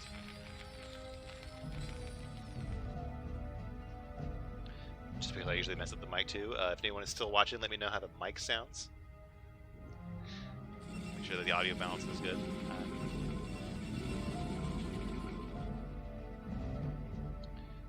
Just going up here. It looks like Press is going to do the... Ooh, never mind.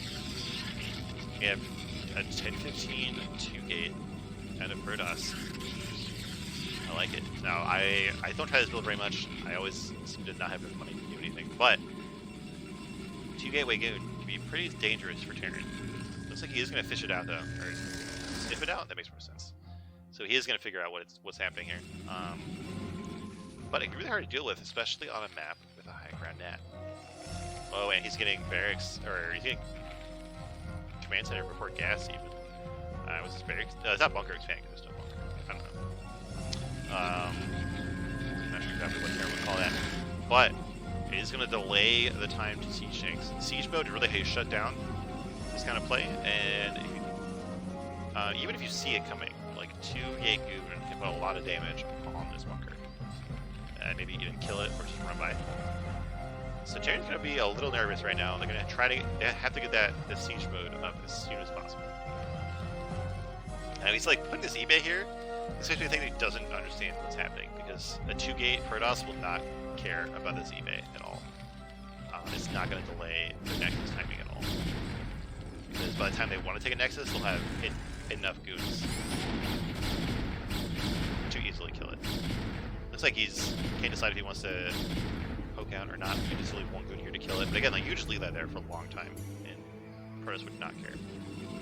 Because, I mean, probably what I believe will happen here is, these 2-gate goon will try to do damage here. If they don't kill the Terran, then the Protoss will just double expand. They'll take their natural and their third at the same time. So this eBay really isn't going to get anything done.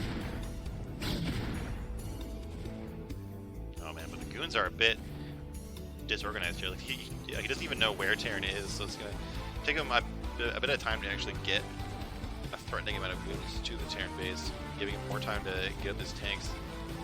eBay does go down. I'm not sure if he canceled or not. Should have paid more attention to that. The SUV is going to try to get in here, but oh, come on, good, get it.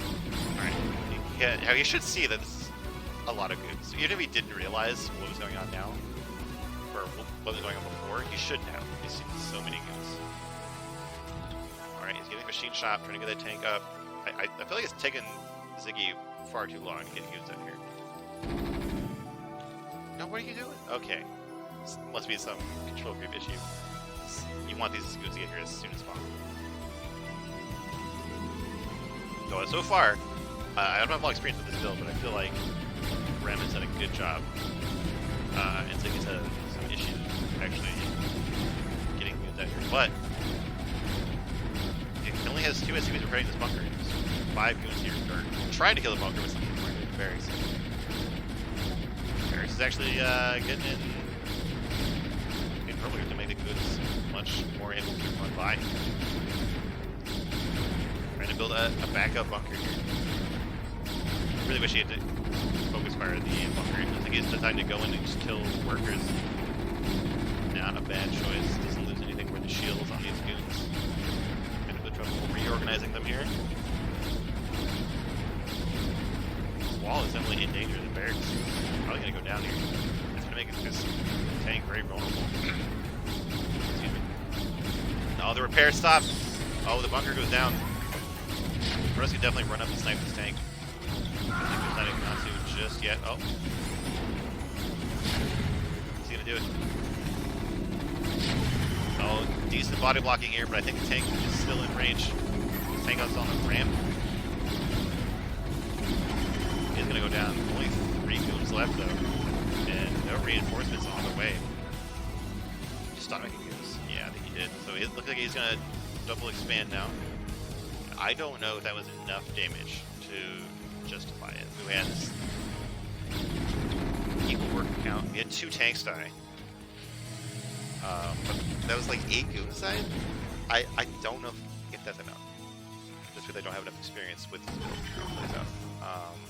But we do have the Protoss, like I said, double expanding. Robo out, no observers yet. Oh, probably just finished, but Protoss did just get goons in the base, so he kind of knows what Terran is doing. Looks like Terran is going to follow up with possibly a 4-fac, maybe even a 5-fac 2-base push here. Not a bad call if he knows that Protoss likes to double expand after this. He'll know the unit count is going to be kind of low. Like if he stays on 2 gateways for too long, he just won't be able to deal with 4 factories worth of production. We see a Citadel coming out, so it looks like he's trying to get Arbiters, but that's not going to be up in time to deal with what Terran is doing. And I don't think we can see him. Yeah, this is the first observer trying to build down. So it's going to get there in like 9 minutes, and this factory's going to have been working for a long time. So I'm a little worried for Ziggy now.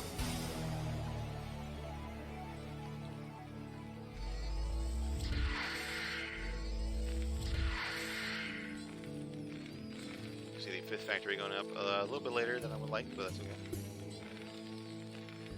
I really hope this is actually what Terran's doing. Yeah, we don't see any armories, we don't see their command center.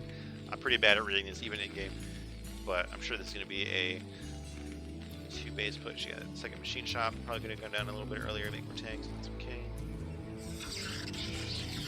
Protoss going up to 4 gateways. It's better, still not going to be enough. So this Citadel finish. Looks like he is maybe going to wait for the observer to get in and see if he wants to commit to the full Arbiter tech. The observer is actually not going in the base, so he doesn't actually know what Terran is doing. Here we go, looks like he is. He's remembered it. Don't fly right into the 1 turret that exists. It's the 1 turret in the whole game if ever finds it. Beautiful, beautiful. There we go. Starting to see these factories here. Ziggy, please. Ziggy, please, you already saw those 2 factories. Just keep looking.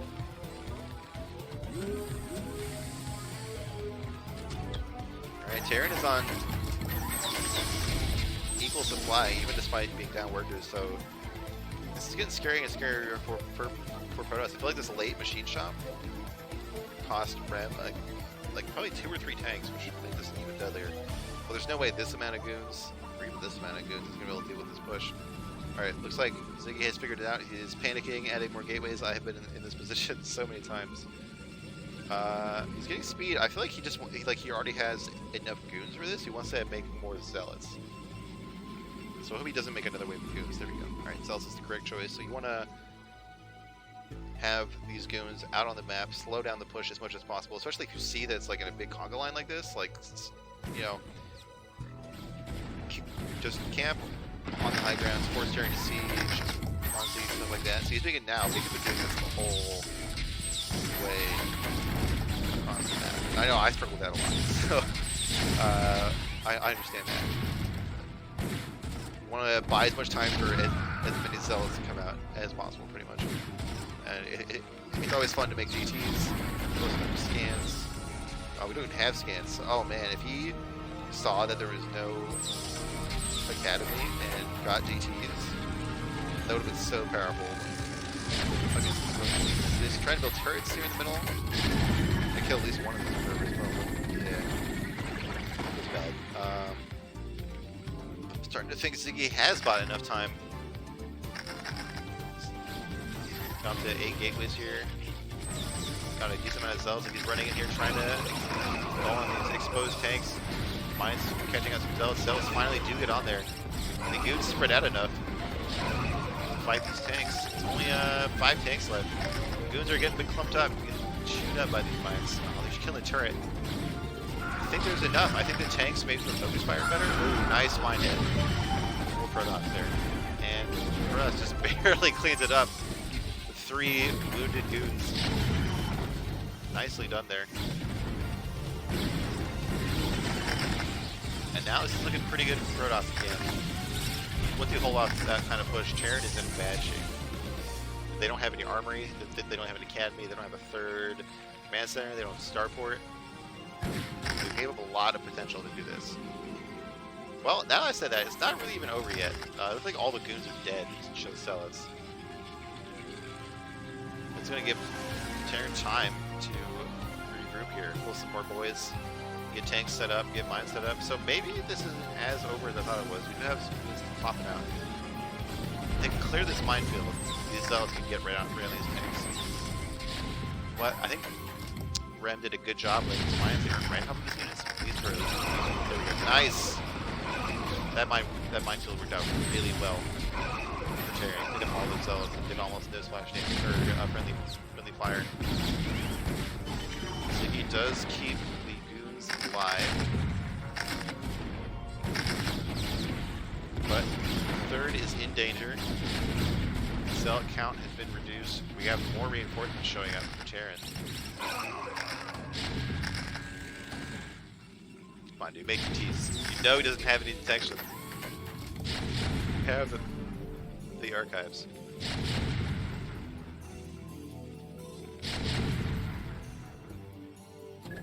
No, Terran's getting more established. We're getting these turrets up.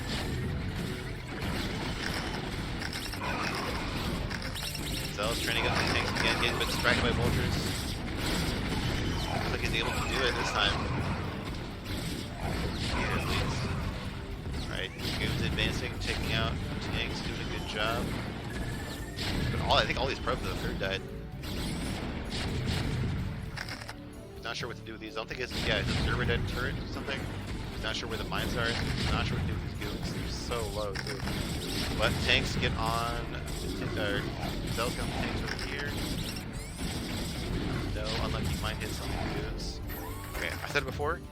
I think now Protoss is in a good position here. Now they follow up the attack. They did lose some probes, but they have 3 nexuses. They have a decent amount of units left for the next wave, if there should be one. How did this probe get all the way out here on the map? That's amazing. You see that the 3rd command center just started at 14 minutes. It's going to feel pretty good. He still has some observer in here. Runs to 6 factories now, but no tech going out for Terran, so just raw units coming out. Oh man, vultures get by. That's going to feel bad. I hate it so much when I'm playing for us. Oh my god. Meanwhile, Goon's bringing the tanks. Is Rev finding what he needs to get back in this game? So many goons going down here. Mine is doing wonders on these zealots, but there's just not that many tanks left after all these fights. So, Rev doing pretty good right now, but I think Protoss is called off enough. He said it's the same worker count, almost the same supply count, so I just don't know. It's hard to call. See, our Arbiter train just now starting. Trying to get those out. We're very strong against this Terran who has no detection other than turrets. Which is why I should have made TTs a long time ago, but I repeat myself. This is going on way longer than I thought it would. Like, Ziggy has like cleaned this up several times and then just lost to the scraps that come back.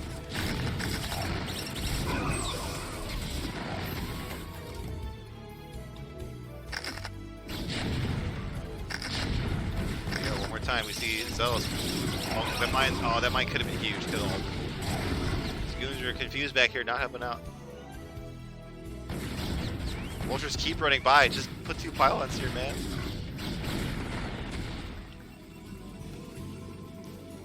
You see 8 vultures and only 2 tanks, so the meat of this push is starting to get pretty thin. They're Command center is done though. At this point, like, Bane's almost mined out. Yeah, Bane is almost mined out. Handful of troops left. Same thing for Protoss though.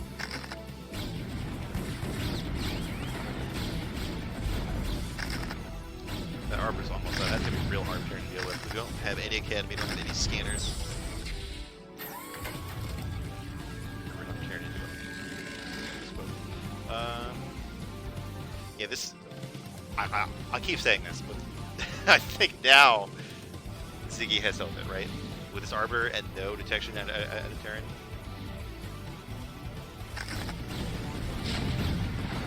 Once he actually realizes this, he keeps the Arbiter with his army. How many he is? Stealth. There we go, getting right on top of his army. Terran just can't do anything, they can't even shoot back. So you just peek out from under the Arbiter.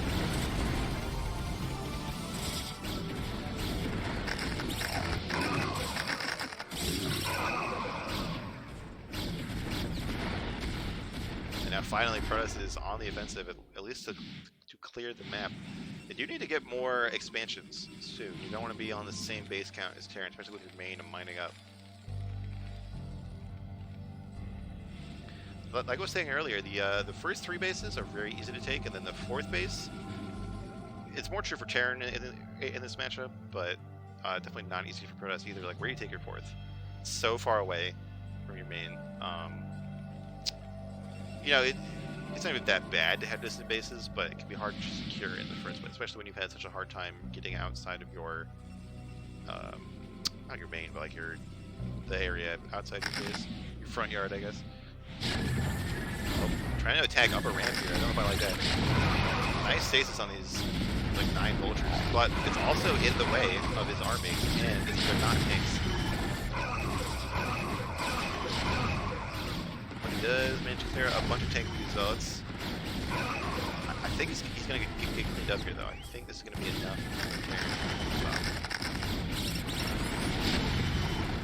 Just barely. Well, these goons could kill this tank. Alright, but now what do you do with it? When you have 4 bruised up goons in an Arbiter, what do you do? That's for us. You can't charge into the main. You could maybe threaten the 3rd, but not that you've lost those goons, not anymore. And now, see, Protoss doesn't have their 4th coming. They don't have any more bases coming, so if they don't end the Terran, they might be in trouble. Here we go. Ziggy is get that nice and down.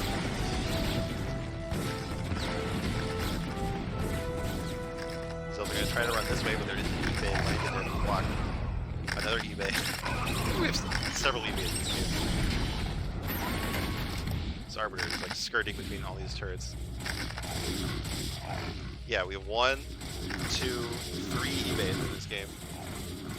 We do see the 4th Nexus started, so Ziggy's not quite so all-in anymore. He does break through here. Oh my god, and he has to cancel eBay number 3 to allow his vultures to get in here. So I think they are going to be better zone.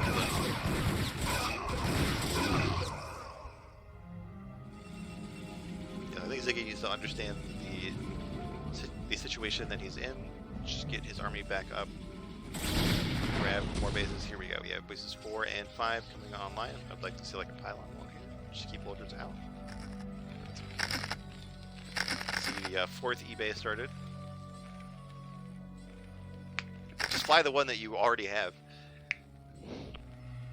There's already an eBay flying here. There's already a science vessel or science facility here that could block pretty well. Alright, so this vulture does get in here, scouts this empty expansion, so he doesn't know where Protoss expanded at least. Looks like he Ziggy wisely sent his probes here instead. Oh, but they're dumb and they're gonna go to this Nexus because it's the closest one anyway. Probes, please.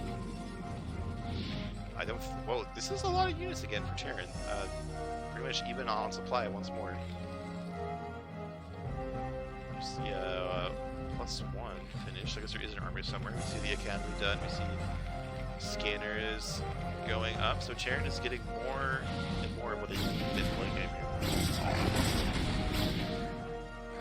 They're gonna YOLO in all these vultures. Don't know about this because all these units are here. handful of probes, but not enough, I think.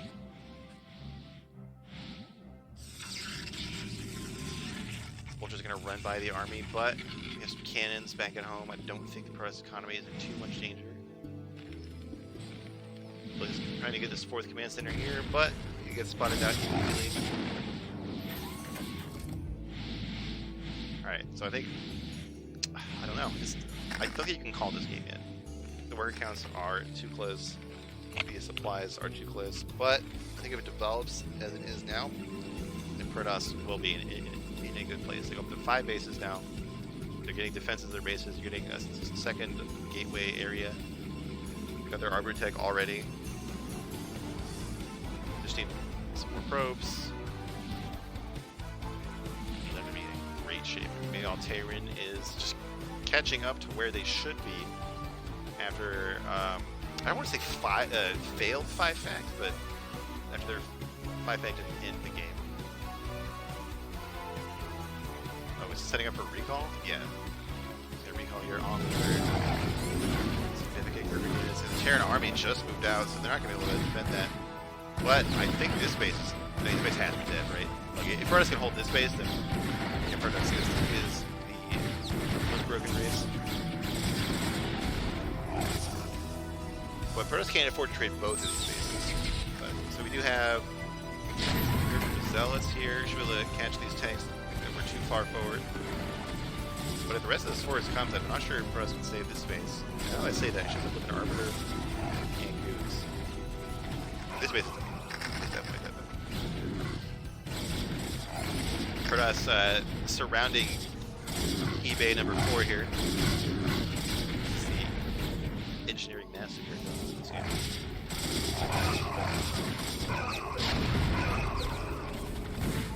Protoss is actually going to save this base. They lost the probes, but I think they're actually going to get units here in time to defend that. Oh, never mind, they lost everything. Group of tanks here, putting these cannons. Oh, Vestal almost has the cannons. Meanwhile, the Protoss is deciding to continue counterattacking rather than come defend their own base. Which doesn't seem too bad, because there's like nothing here in the Terran base. Another eBay goes down.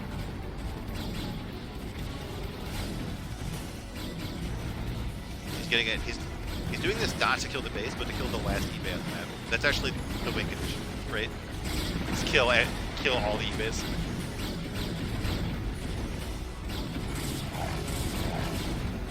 I feel like don't worry about the bunker or the depot. Get into the main, kill the factories, man. But Ram decides to tamp out rather than go for this base trade. Can't blame him. I think Protoss is in my head here. And that was a 44-minute series, so I'm pretty sure as long as everything else I've got today put together.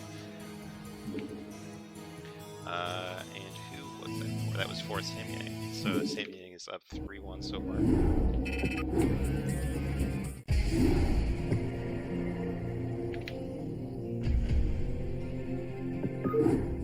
Alright, going to get to our 5th and final series for tonight. And it is Kazooie versus Commodore, and I had seen Kazooie in chat earlier. So I'm sure he's been waiting eagerly for this.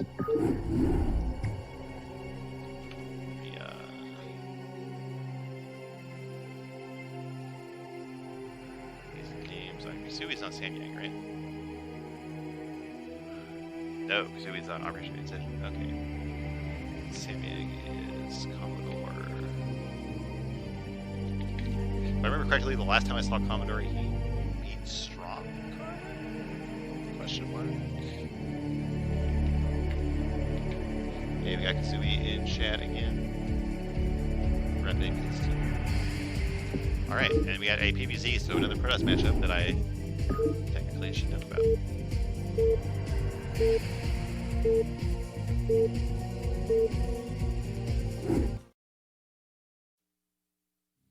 Alright, we have Kazooie, the chat warrior himself, helping me not mute or have the wrong overlay on. It's Kazooie, the Blue Zerg fighting for Operation Indecision in the top of Neo Sylphid, and the bottom left, Commodore, aka XX Mudiath. For Samyang Fire and the Teal Protoss. We saw this map earlier in this matchup. It was Gateway first, I think? Question mark? Yeah, it was. Oh man, it was Goblin. It was Goblin with the 2 Gateway first games. So we'll see if Commodore does the same thing. We'll see if we can handle whatever Protoss throws at him.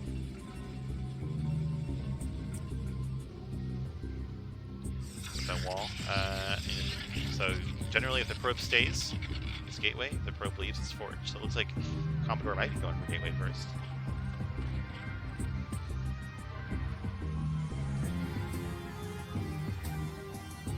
So it looks that way.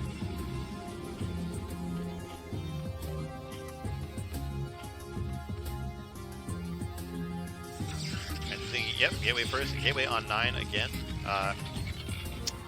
You know, I just gotta say, I did Gateway on 9 for a long time, and then I got yelled at by my coaches. And I don't know. I've been doing Gateway on 10 for Gateway first for a while now. Feels a bit better. Have a bit more money, but I don't know. So, like, obviously, I'm not the only one who thought it was Gateway on 9.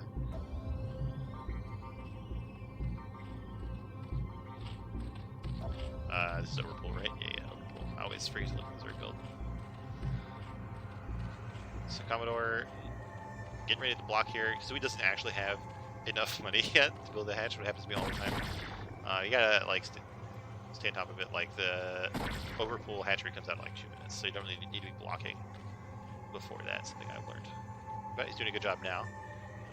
So we could be like, you know, having one drone just or right-clicked on it on the probe, and then trying to build with the other one. We definitely don't want this drone idle here. Oh man. I can feel it. I can feel the tilt coming across time and space right now. There we go. So basically 30 seconds of blocking. Pretty good for Protoss there, especially when you're going Gateway first, and Zerg really wants those larvae to make stuff.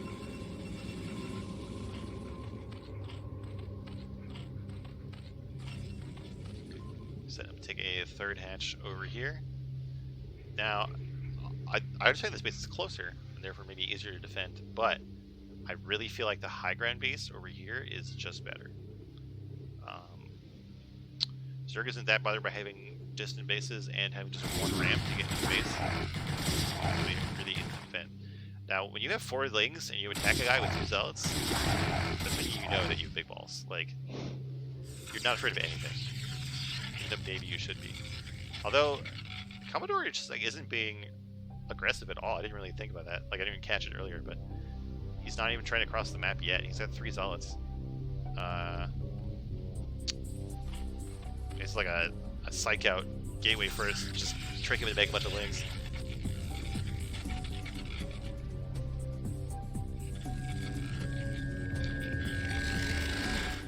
But I think like you can afford to be a bit more aggressive than this. Like, you definitely don't want to lose the zealots, but you don't have to just leave him parked in your natural. It looks like Kazooie's even kind of caught onto it and started making drones.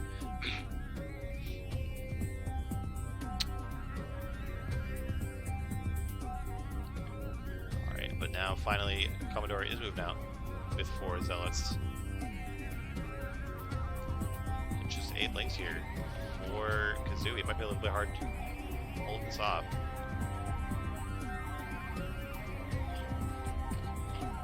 See Link's going to come out. We see Link's speed started before Lair, which I think is reasonable against Gateway first. Right, doing a good job staying on top of the Protoss squad here without getting surrounded or anything. Alright, trying to get more Links coming out. Nice job focusing down the probe. Gets a lot of value out of this army here, and doing a decent job surrounding and focusing down these zealots. Is he actually going to hold it off? Very nicely done.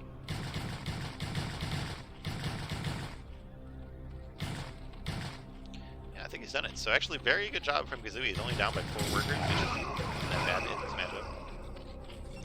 And every zealot is dead for Commodore. Means that the further aggression he wants to do in this game is going to be slowed down or weakened. We've been probe bravely crossing the map. Not sure what this is for. Probably to check where the Zerg 30 could be. It's kind of too late to proxy anything on the map. The lair is started.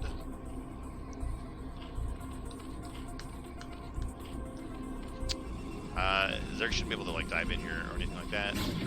Wall is very excellently set up here. Deal with links. Cannon might be actually a bit too far back for Hydras later. If you want the cannon like here. See how that turns out. It's a little hard to fit everything in this tiny little natural. Stargate is started, but Kazooie is he's advancing through his game plan faster than I think it was June that we saw before. June had trouble like getting his lair and tech up in time, so I don't think we'll see like the checkmate move with the Corsairs killing all the Overlords.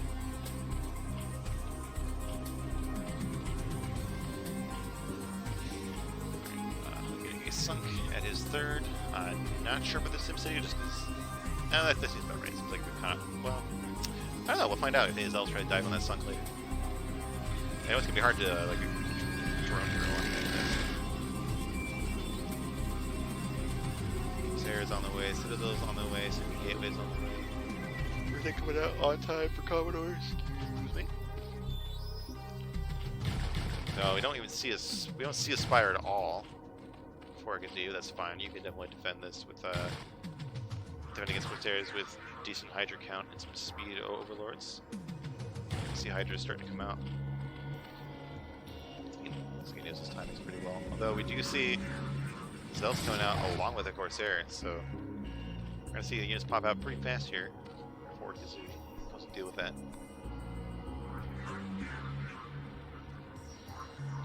Creep colony here behind this small wall.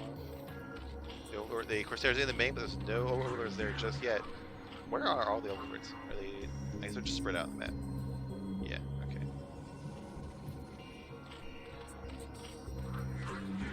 Yep, and Commodore detecting that there are just too many Hydras here to fight just yet.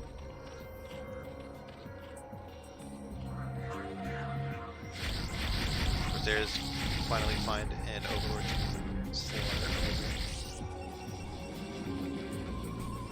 If I start to find all these that are out here on the map, it's pretty brave from Kazooie to have them out there. Now get a Spire. Flying right over some Hydras. Range attack coming out pretty fast for Zerg. You have a Spire coming up, definitely going to just be for some Scourge, not for Edas or anything like that. I would wager. For Archives, I think this could have been started earlier. Could make a difference if we see a big Hydra blood.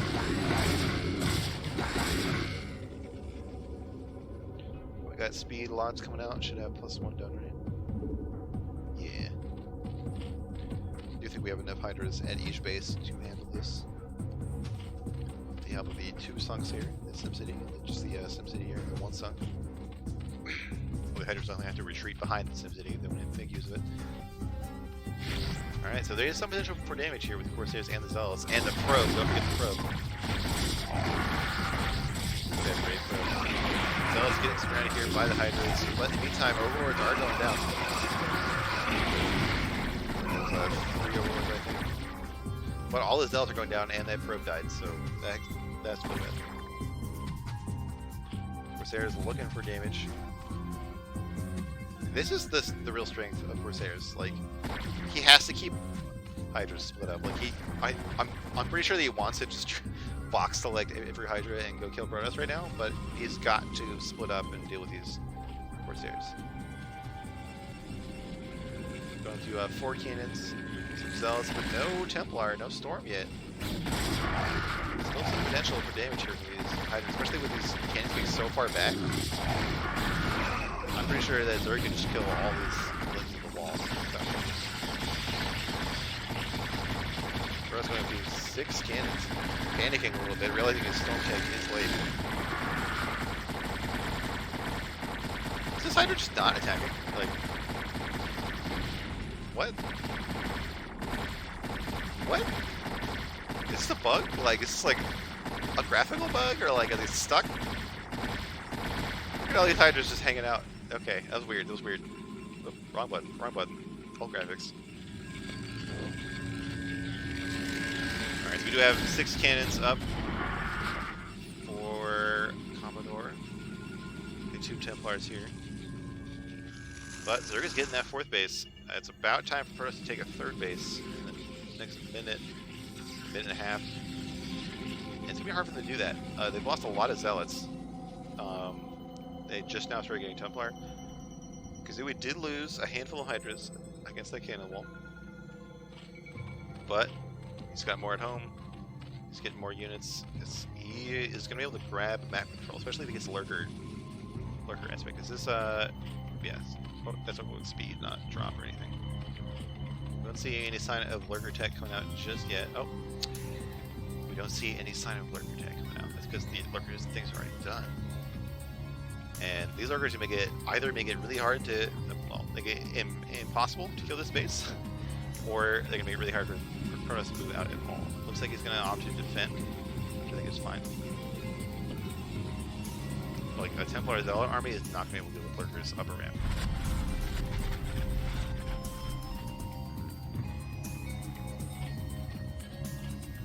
We saw a Robo, right? Yes, we have observers at least. We see Kun range coming out, no actual yet. So Commodore is aware of the danger of lurkers, but he's not actually set up just yet to deal with it. Is he gonna take his 3rd down here?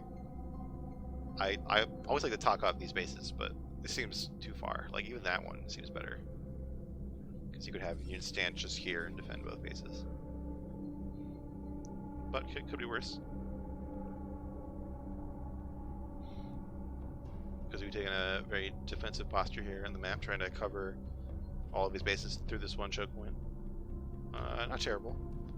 I think he has potential to be more aggressive here. Given that the Protoss army is going to have a real hard time dealing with lurkers.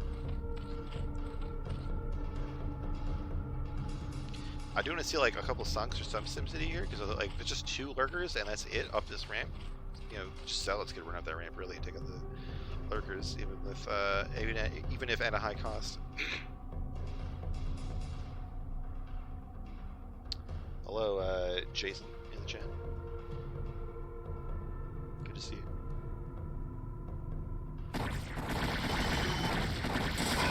We're just trying to move out here, threaten the Zerg, but there's so many Hydras and there's so many lurkers. But this is a pretty sick storm, so we get surrounded a little bit here. Oh, nice storm on these Hydras. Nice storm on these Hydras. But the Templar are going down. See, I don't like doing a choice to fight like this. When he's got all these lurkers over here. Like, wait, you know, either bring the lurkers with you or wait till the Protoss runs on you once it's engaged. Now he kind of split up his own little army here, and I feel like he had the strength advantage. Looks like he's still okay with all these Hydras coming out. That one wigged out a little bit. Protoss army is scrambling to retreat. A little ragged here. Looks like this Templar will die. Always feels bad. And I did just notice that Zerg and Protoss have the same workers. And Zerg is actually up in supply. So Zerg is definitely doing absolutely great. The 3rd base is finished for Protoss, but they haven't transferred any probes out there yet. And if it does get caught by Zerg, they will absolutely be able to kill it.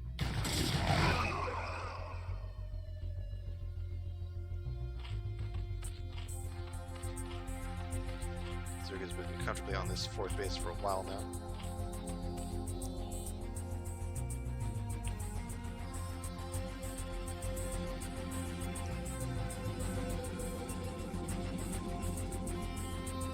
We got 2-1 done for Protoss and 2-0 range done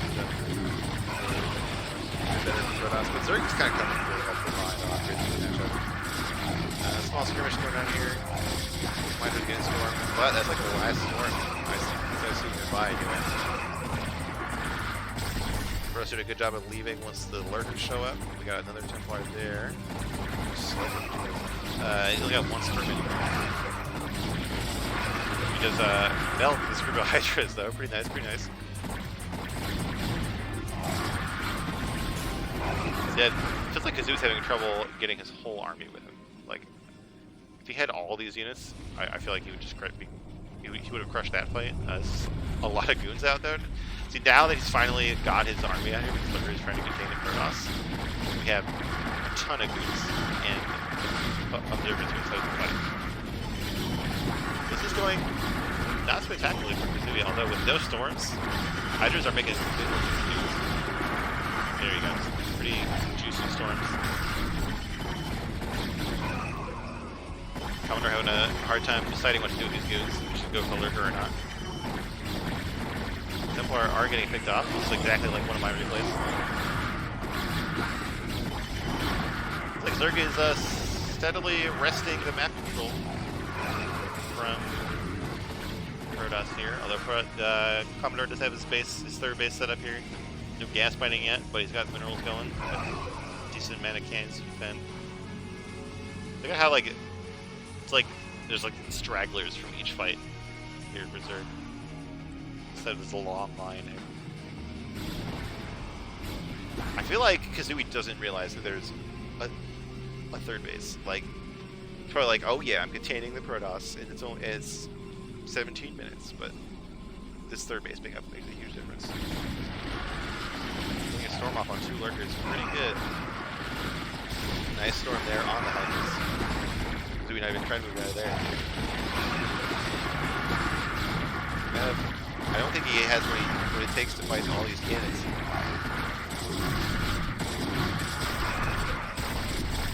He's not here with us. Zealot's running out into the Lurkers. The goo count has been absolutely decimated. That Zealot's trying to fight all Lurkers, getting one of them, but getting chewed up by that splash damage.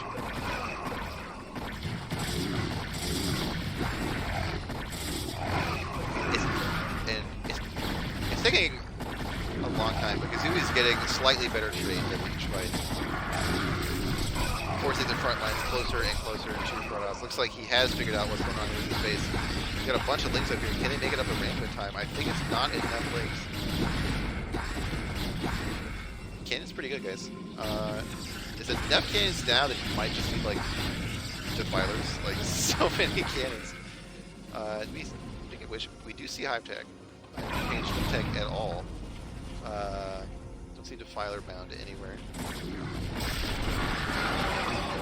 Well, in the Protoss base, we got double forges that aren't spinning anymore. We got a bunch of idle probes because they can't transfer to the third. So the Protoss has been on 2-1 for a long time. I feel like 3-2 could have finished. We got Zerg on 2-1 with the +3 range attack on the way. So Kazooie got the Hive Tech, but I feel like he's like stuck in Hydra Man, or I guess like Hydra Lurk Man, which happens a lot for Zerg players. I mean, it happens a lot for everybody, kind of. Like, you get stuck in this kind of mid-game mindset, or like, you're just like, oh my god, I need where he is right now, I don't have time to attack. But I feel like when you're in this situation, you have 4 bases going up to 5. Like, you want to get the Hive Tech, get Cracklings, get Defilers. At some point, Hydras and Lurkers really, well, especially Hydras, really fall off in value. Like, the more Swarm we get, the first time we can get up to that death ball size, Hydras just get chewed up. Like, this base with, you know, with Defilers, you can clean up like 8 Lurks, 8 Cracklings, but without Defilers, it's going to be really brutal trying to kill this base.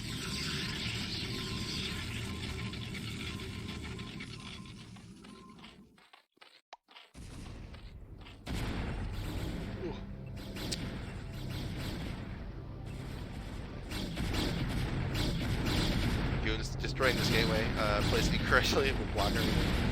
I've done that so many times. By the way, people need to kill the egg. Like, when it's this late in the game, like, and you're trying to get big armies in and out of this choke, just kill the egg.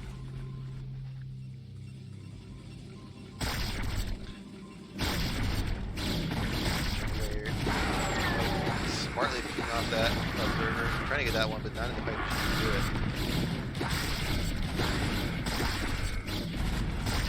See drops coming out for Kazooie.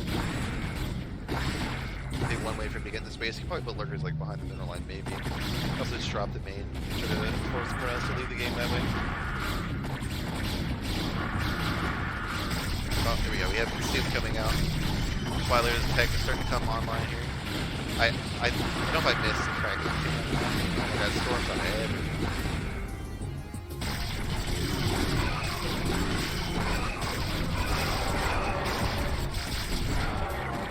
I wonder if trying desperately to break out of this containment, but then it's inside his base for like 5 minutes.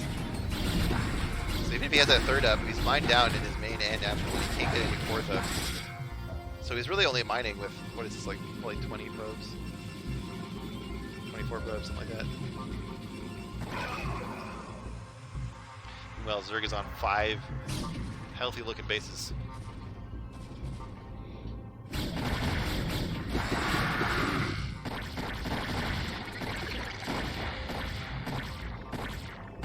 It doesn't really matter how good your storms are when there's just more units than you can possibly storm.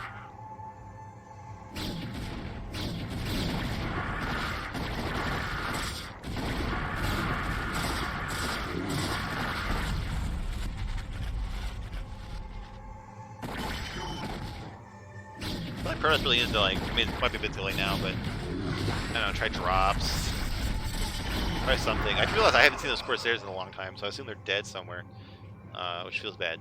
But they could have kept getting value here, finding all these spaces, killing overlords.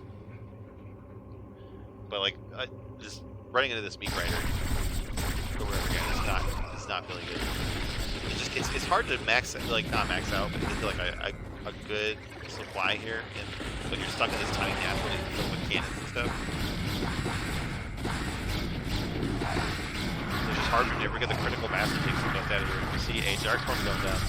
I'm sure it doesn't seem quite correct, given that it's themselves worth the high risk, but that's okay. We'll like to see that Darkstorm here. So you can tell me we're done with that, but oh man, there's no way. You need Darkstorm for this.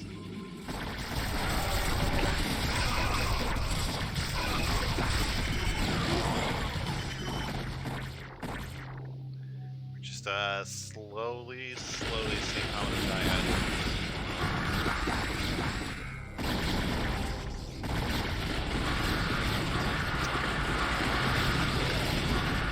So many storms though, like 100 plus units of that stuff here. We got Darkstorm on cannons, but the storm rescues the cannons, and Commodore decides he has been exhausted. And that was just game 1. Well played from Kazooie there. Handling the gateway first pretty well, and pushing it to a big.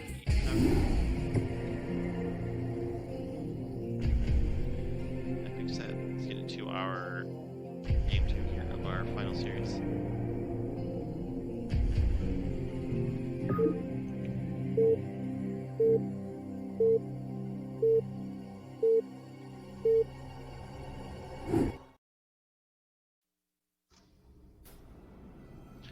Alright, we have Commodore, the orange Protoss, in the bottom right. And Kazooie, the off yellow Zerg in the top left. Alright, it's Eddie, I can do my speech. It's big, it's good for macro, and reverse range. We did it. Let's see how it works out here. Cross positions again, just like we saw last time. I wonder if we'll see Gateway first again on this map. I probably wouldn't go Gateway first again if I got slapped, like Commodore did.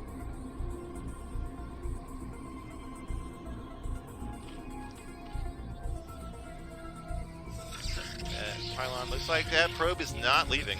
Oh, right when I say that, it leaves. So it looks like it'll be a Forge expand. Almost knocked my light off. Or like my light on to myself here. Very professional. Alright.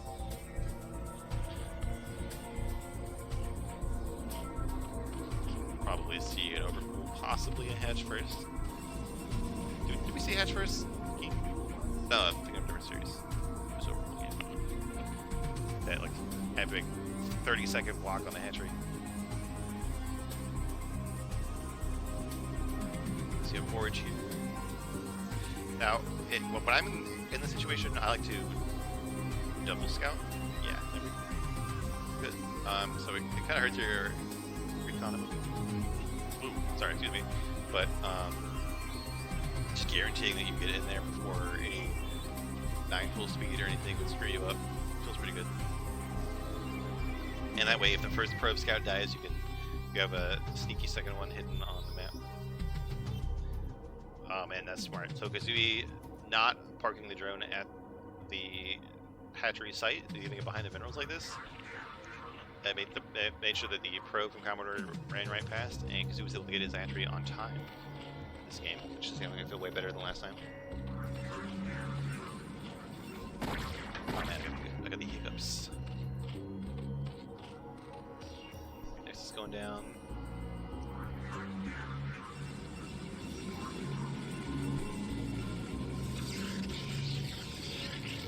Cannon, once again, I feel like it's 1 hex too far down. If it was here, you could shoot Hydras for shooting this, I'm pretty sure.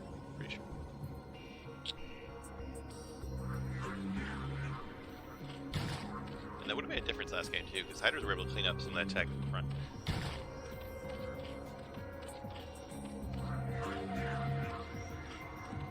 Excuse me. I'm tired and hungry. So Probe Scout doing a good job staying alive and seeing what's going on in Zerg Town here.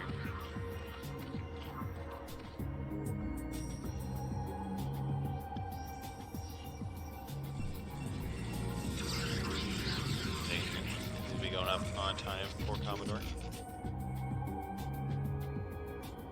Is this hatch like, could this be right here? Could it be 1 hex to the left? I don't know. I'm not sure.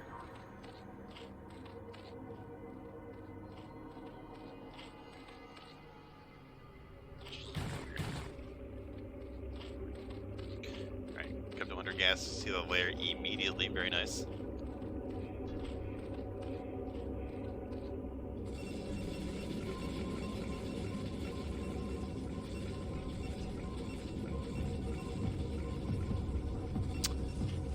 Don't really know what to say. This part of the game when everything is normal.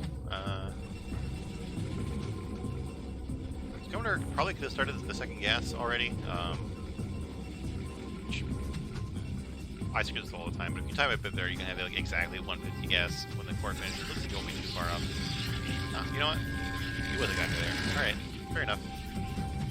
Too bad he spent his minerals right when it finished, so we could throw down the Stargate. It's alright, it's alright. Okay, come on, buddy. You need the Stargate.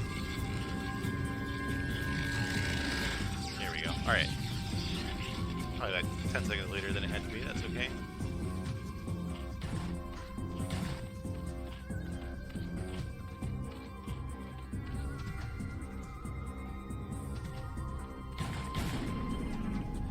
Spire going down, going to develop to a normal, very, very normal looking game. So this like 3 hatch Spire into 5 hatch Hydra, which where I assume this is going. I've said this before too, but like when I started playing the game, about when Remastered came out, this was what every Zerg was doing. This was absolutely like the one build that Zerg would do. We didn't live in the world of 3 hatch Hydras and 9734 and all that stuff and soul key builds and 4 hatch before layer kind of stuff. This is what they did. Get those Scourge out to drive away the Corsairs and then go into big Hydra numbers. It's still good, it's just not like the most like meta thing anymore.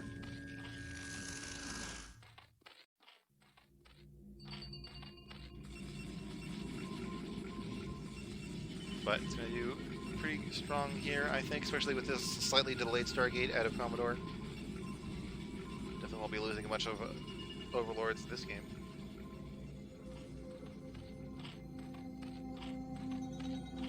Alright, now we're not going to see mutas or anything, it's only 400 gas. Well, it could be like a 5 muta thing, but no, just Scourge, okay.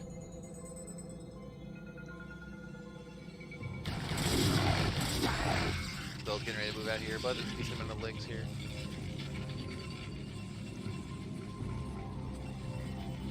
So speed and +1 on the way. Corsairs gonna focus on these Overlords, but immediately to run away. See a cannon coming down near the Stargate to make sure that it doesn't get spawn camped. Very nice, very nice.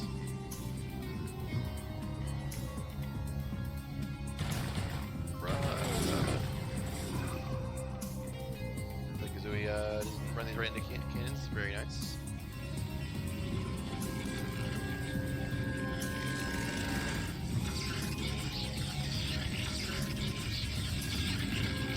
Yeah, tired. Very sorry, guys.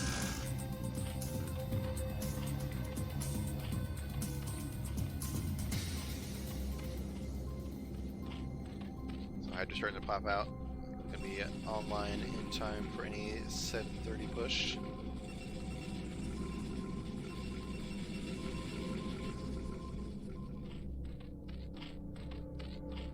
Very nice SimCity here out of Kazooie, gonna make it very hard for Zealots to get much damage done. This Suckin is maybe vulnerable from this angle, but from this angle, it is completely safe.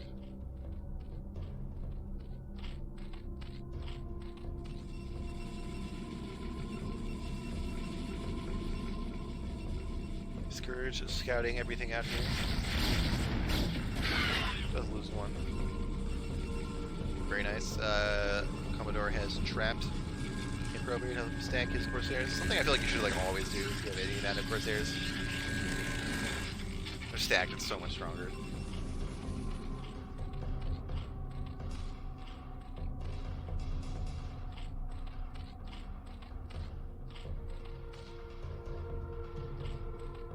So this push is kind of late. Could move that out like almost a minute ago. We're just trying to get more Zealots, but there's absolutely enough Hydras here to hold this off. Shouldn't get any damage done, I think.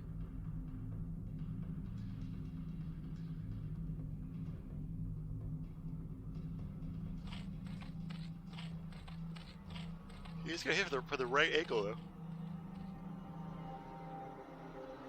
Oh man, I keep going. Sorry about that, guys. So he's gonna be able to pounce on this second colony. The Hydras are out of position. Focus some of these drones, but the Hydras do get in there anytime. We saw us over and go down. 38, 41 drones. So even on drones, pro production fall behind a little bit. Going to put Kazooie in a good position as it goes on. So completely deflecting the 730. I think only 1 or 2 Zealots died there, so not a huge loss for Commodore.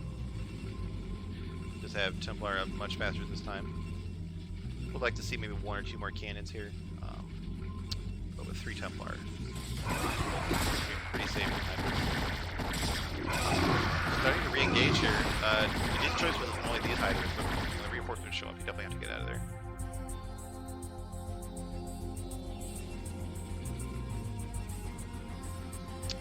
Alright, so the Templar leaving the safety of the base, deploying all these Hydras into those juicy value storms. Those are pretty good storms game 1. Oh, they're getting picked off when they even do anything. Tells me so much. Come on, man. Cast the storm. There you go. There's some nasty storms. But there's more Hydras coming. I don't know if it was a good choice to move out there. That Templar got sniped out with like 65 enemies. And this drone is coming here just to add insult to injury.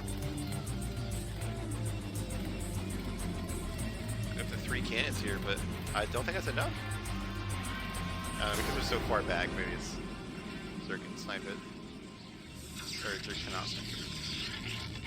Especially with reinforcements coming up. Alright, fair enough. But that went pretty well for Protoss, or the exact opposite. It went pretty well for Zerg, who is now ahead in drones, getting their 4th base up. And I'm worried we're going to see the same situation we saw last time, where we see this big fight in the middle of the map turn into a lurker contain, and Zerg just gets a big economic lead. Yeah, we got lurkers coming up here, so it might not even be a fight in the middle this time. It might be we just saw that fight in the middle already, but looks like that lurker contain is getting set up.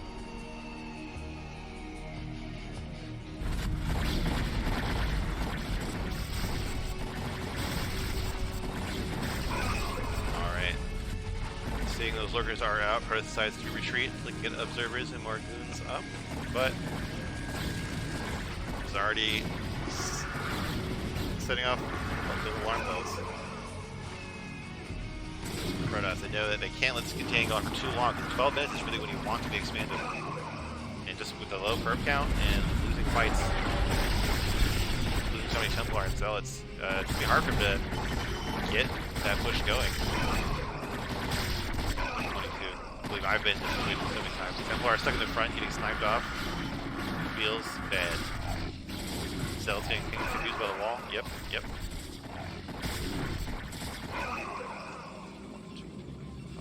7, so we definitely want to see more gateways. Like 8 gateways is technically the most you want to see on 2 bases, but if you're being contained and you have too much money, go to like 9 or 10. Just get units out, spend that money. Corsairs finding the 4th base, not able to find too much damage here with all these hydras on the map. Okay, so we do see Hive almost done. I need to keep better track of what's going on in players' bases. Well, there's fights going on the map. Oh, Corsairs flying right over all these hydras. Getting out Zealots against these lurkers, actually getting some decent catches here. While all these hydras are away. I think the observers die? Oh man. Yep, all the observers are dead. Very effectively sniped out by Kazooie. And that is going to end this push for now for the Protoss. Come on, Pro here. You see somewhere like just random workers with armies today. It's a theme.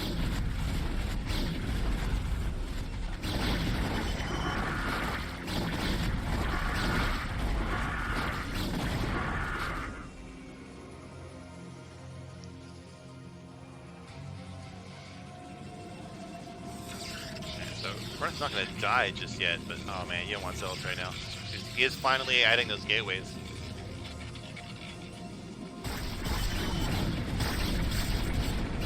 But Zealots are going to get chewed up by these lurkers. We just want goons and Templar right now. Decent storms, but I don't think it's enough. Another, was that an observer who went down? Oh, observer right. But oh, the Overwatch's been driven away. I think all the... Oh, we have 2 Corsairs left? Okay. It's looking more and more dire for Protoss. And far too reminiscent of Game 1. Kazooie is wisely deciding to spread out his lurkers so they can't all die to one big storm. Very nice, very nice.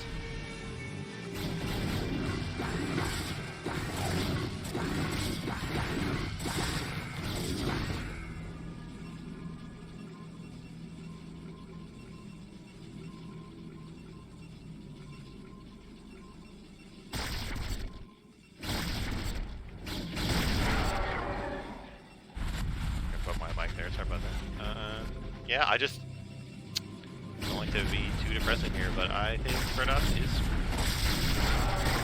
they're slowly picking off individual lurkers, but they just keep getting re-added, reinforced faster than Protoss can deal with. And if he makes a mistake, it's a bunch of damage to his hydras. Yeah, another observer. Templar not even ready with storm yet. This is like the worst feeling in Protoss player. It's like you know that you're gonna lose, but like the game's not gonna end for a while. It feels so bad.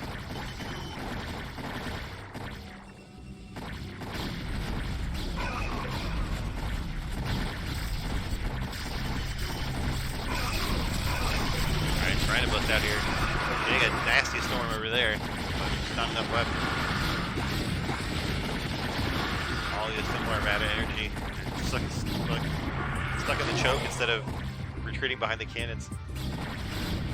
We have another base coming up and yet another hatchery. So that hive tech done, I don't think we see. I think again we'll see the hive itself, but we don't see tech to go along with it. We see drops again. I remember last game he got drops, but he didn't do anything. But you know what? When you have this many bases and you have this much money and you're just far ahead, just get all the upgrades. You get that Overlord sight range upgrade.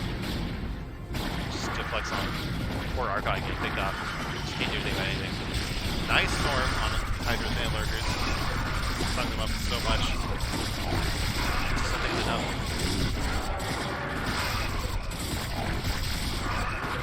There you go.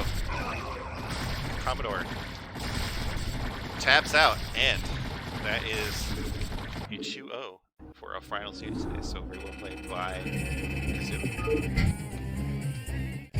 And that does bring the score so far up for this one section of the match to 3-2. There's a part 2 of Tier 2, which I will probably be doing at some point. There's also, you know, Tier 0, Tier 1, and Tier 3. Anyway, that's it for me for today. Thanks for watching, everybody. Thanks for helping me with all my silly production issues. And if you had a good time, hit the follow, and definitely make sure to tune in to my stream and other people's streams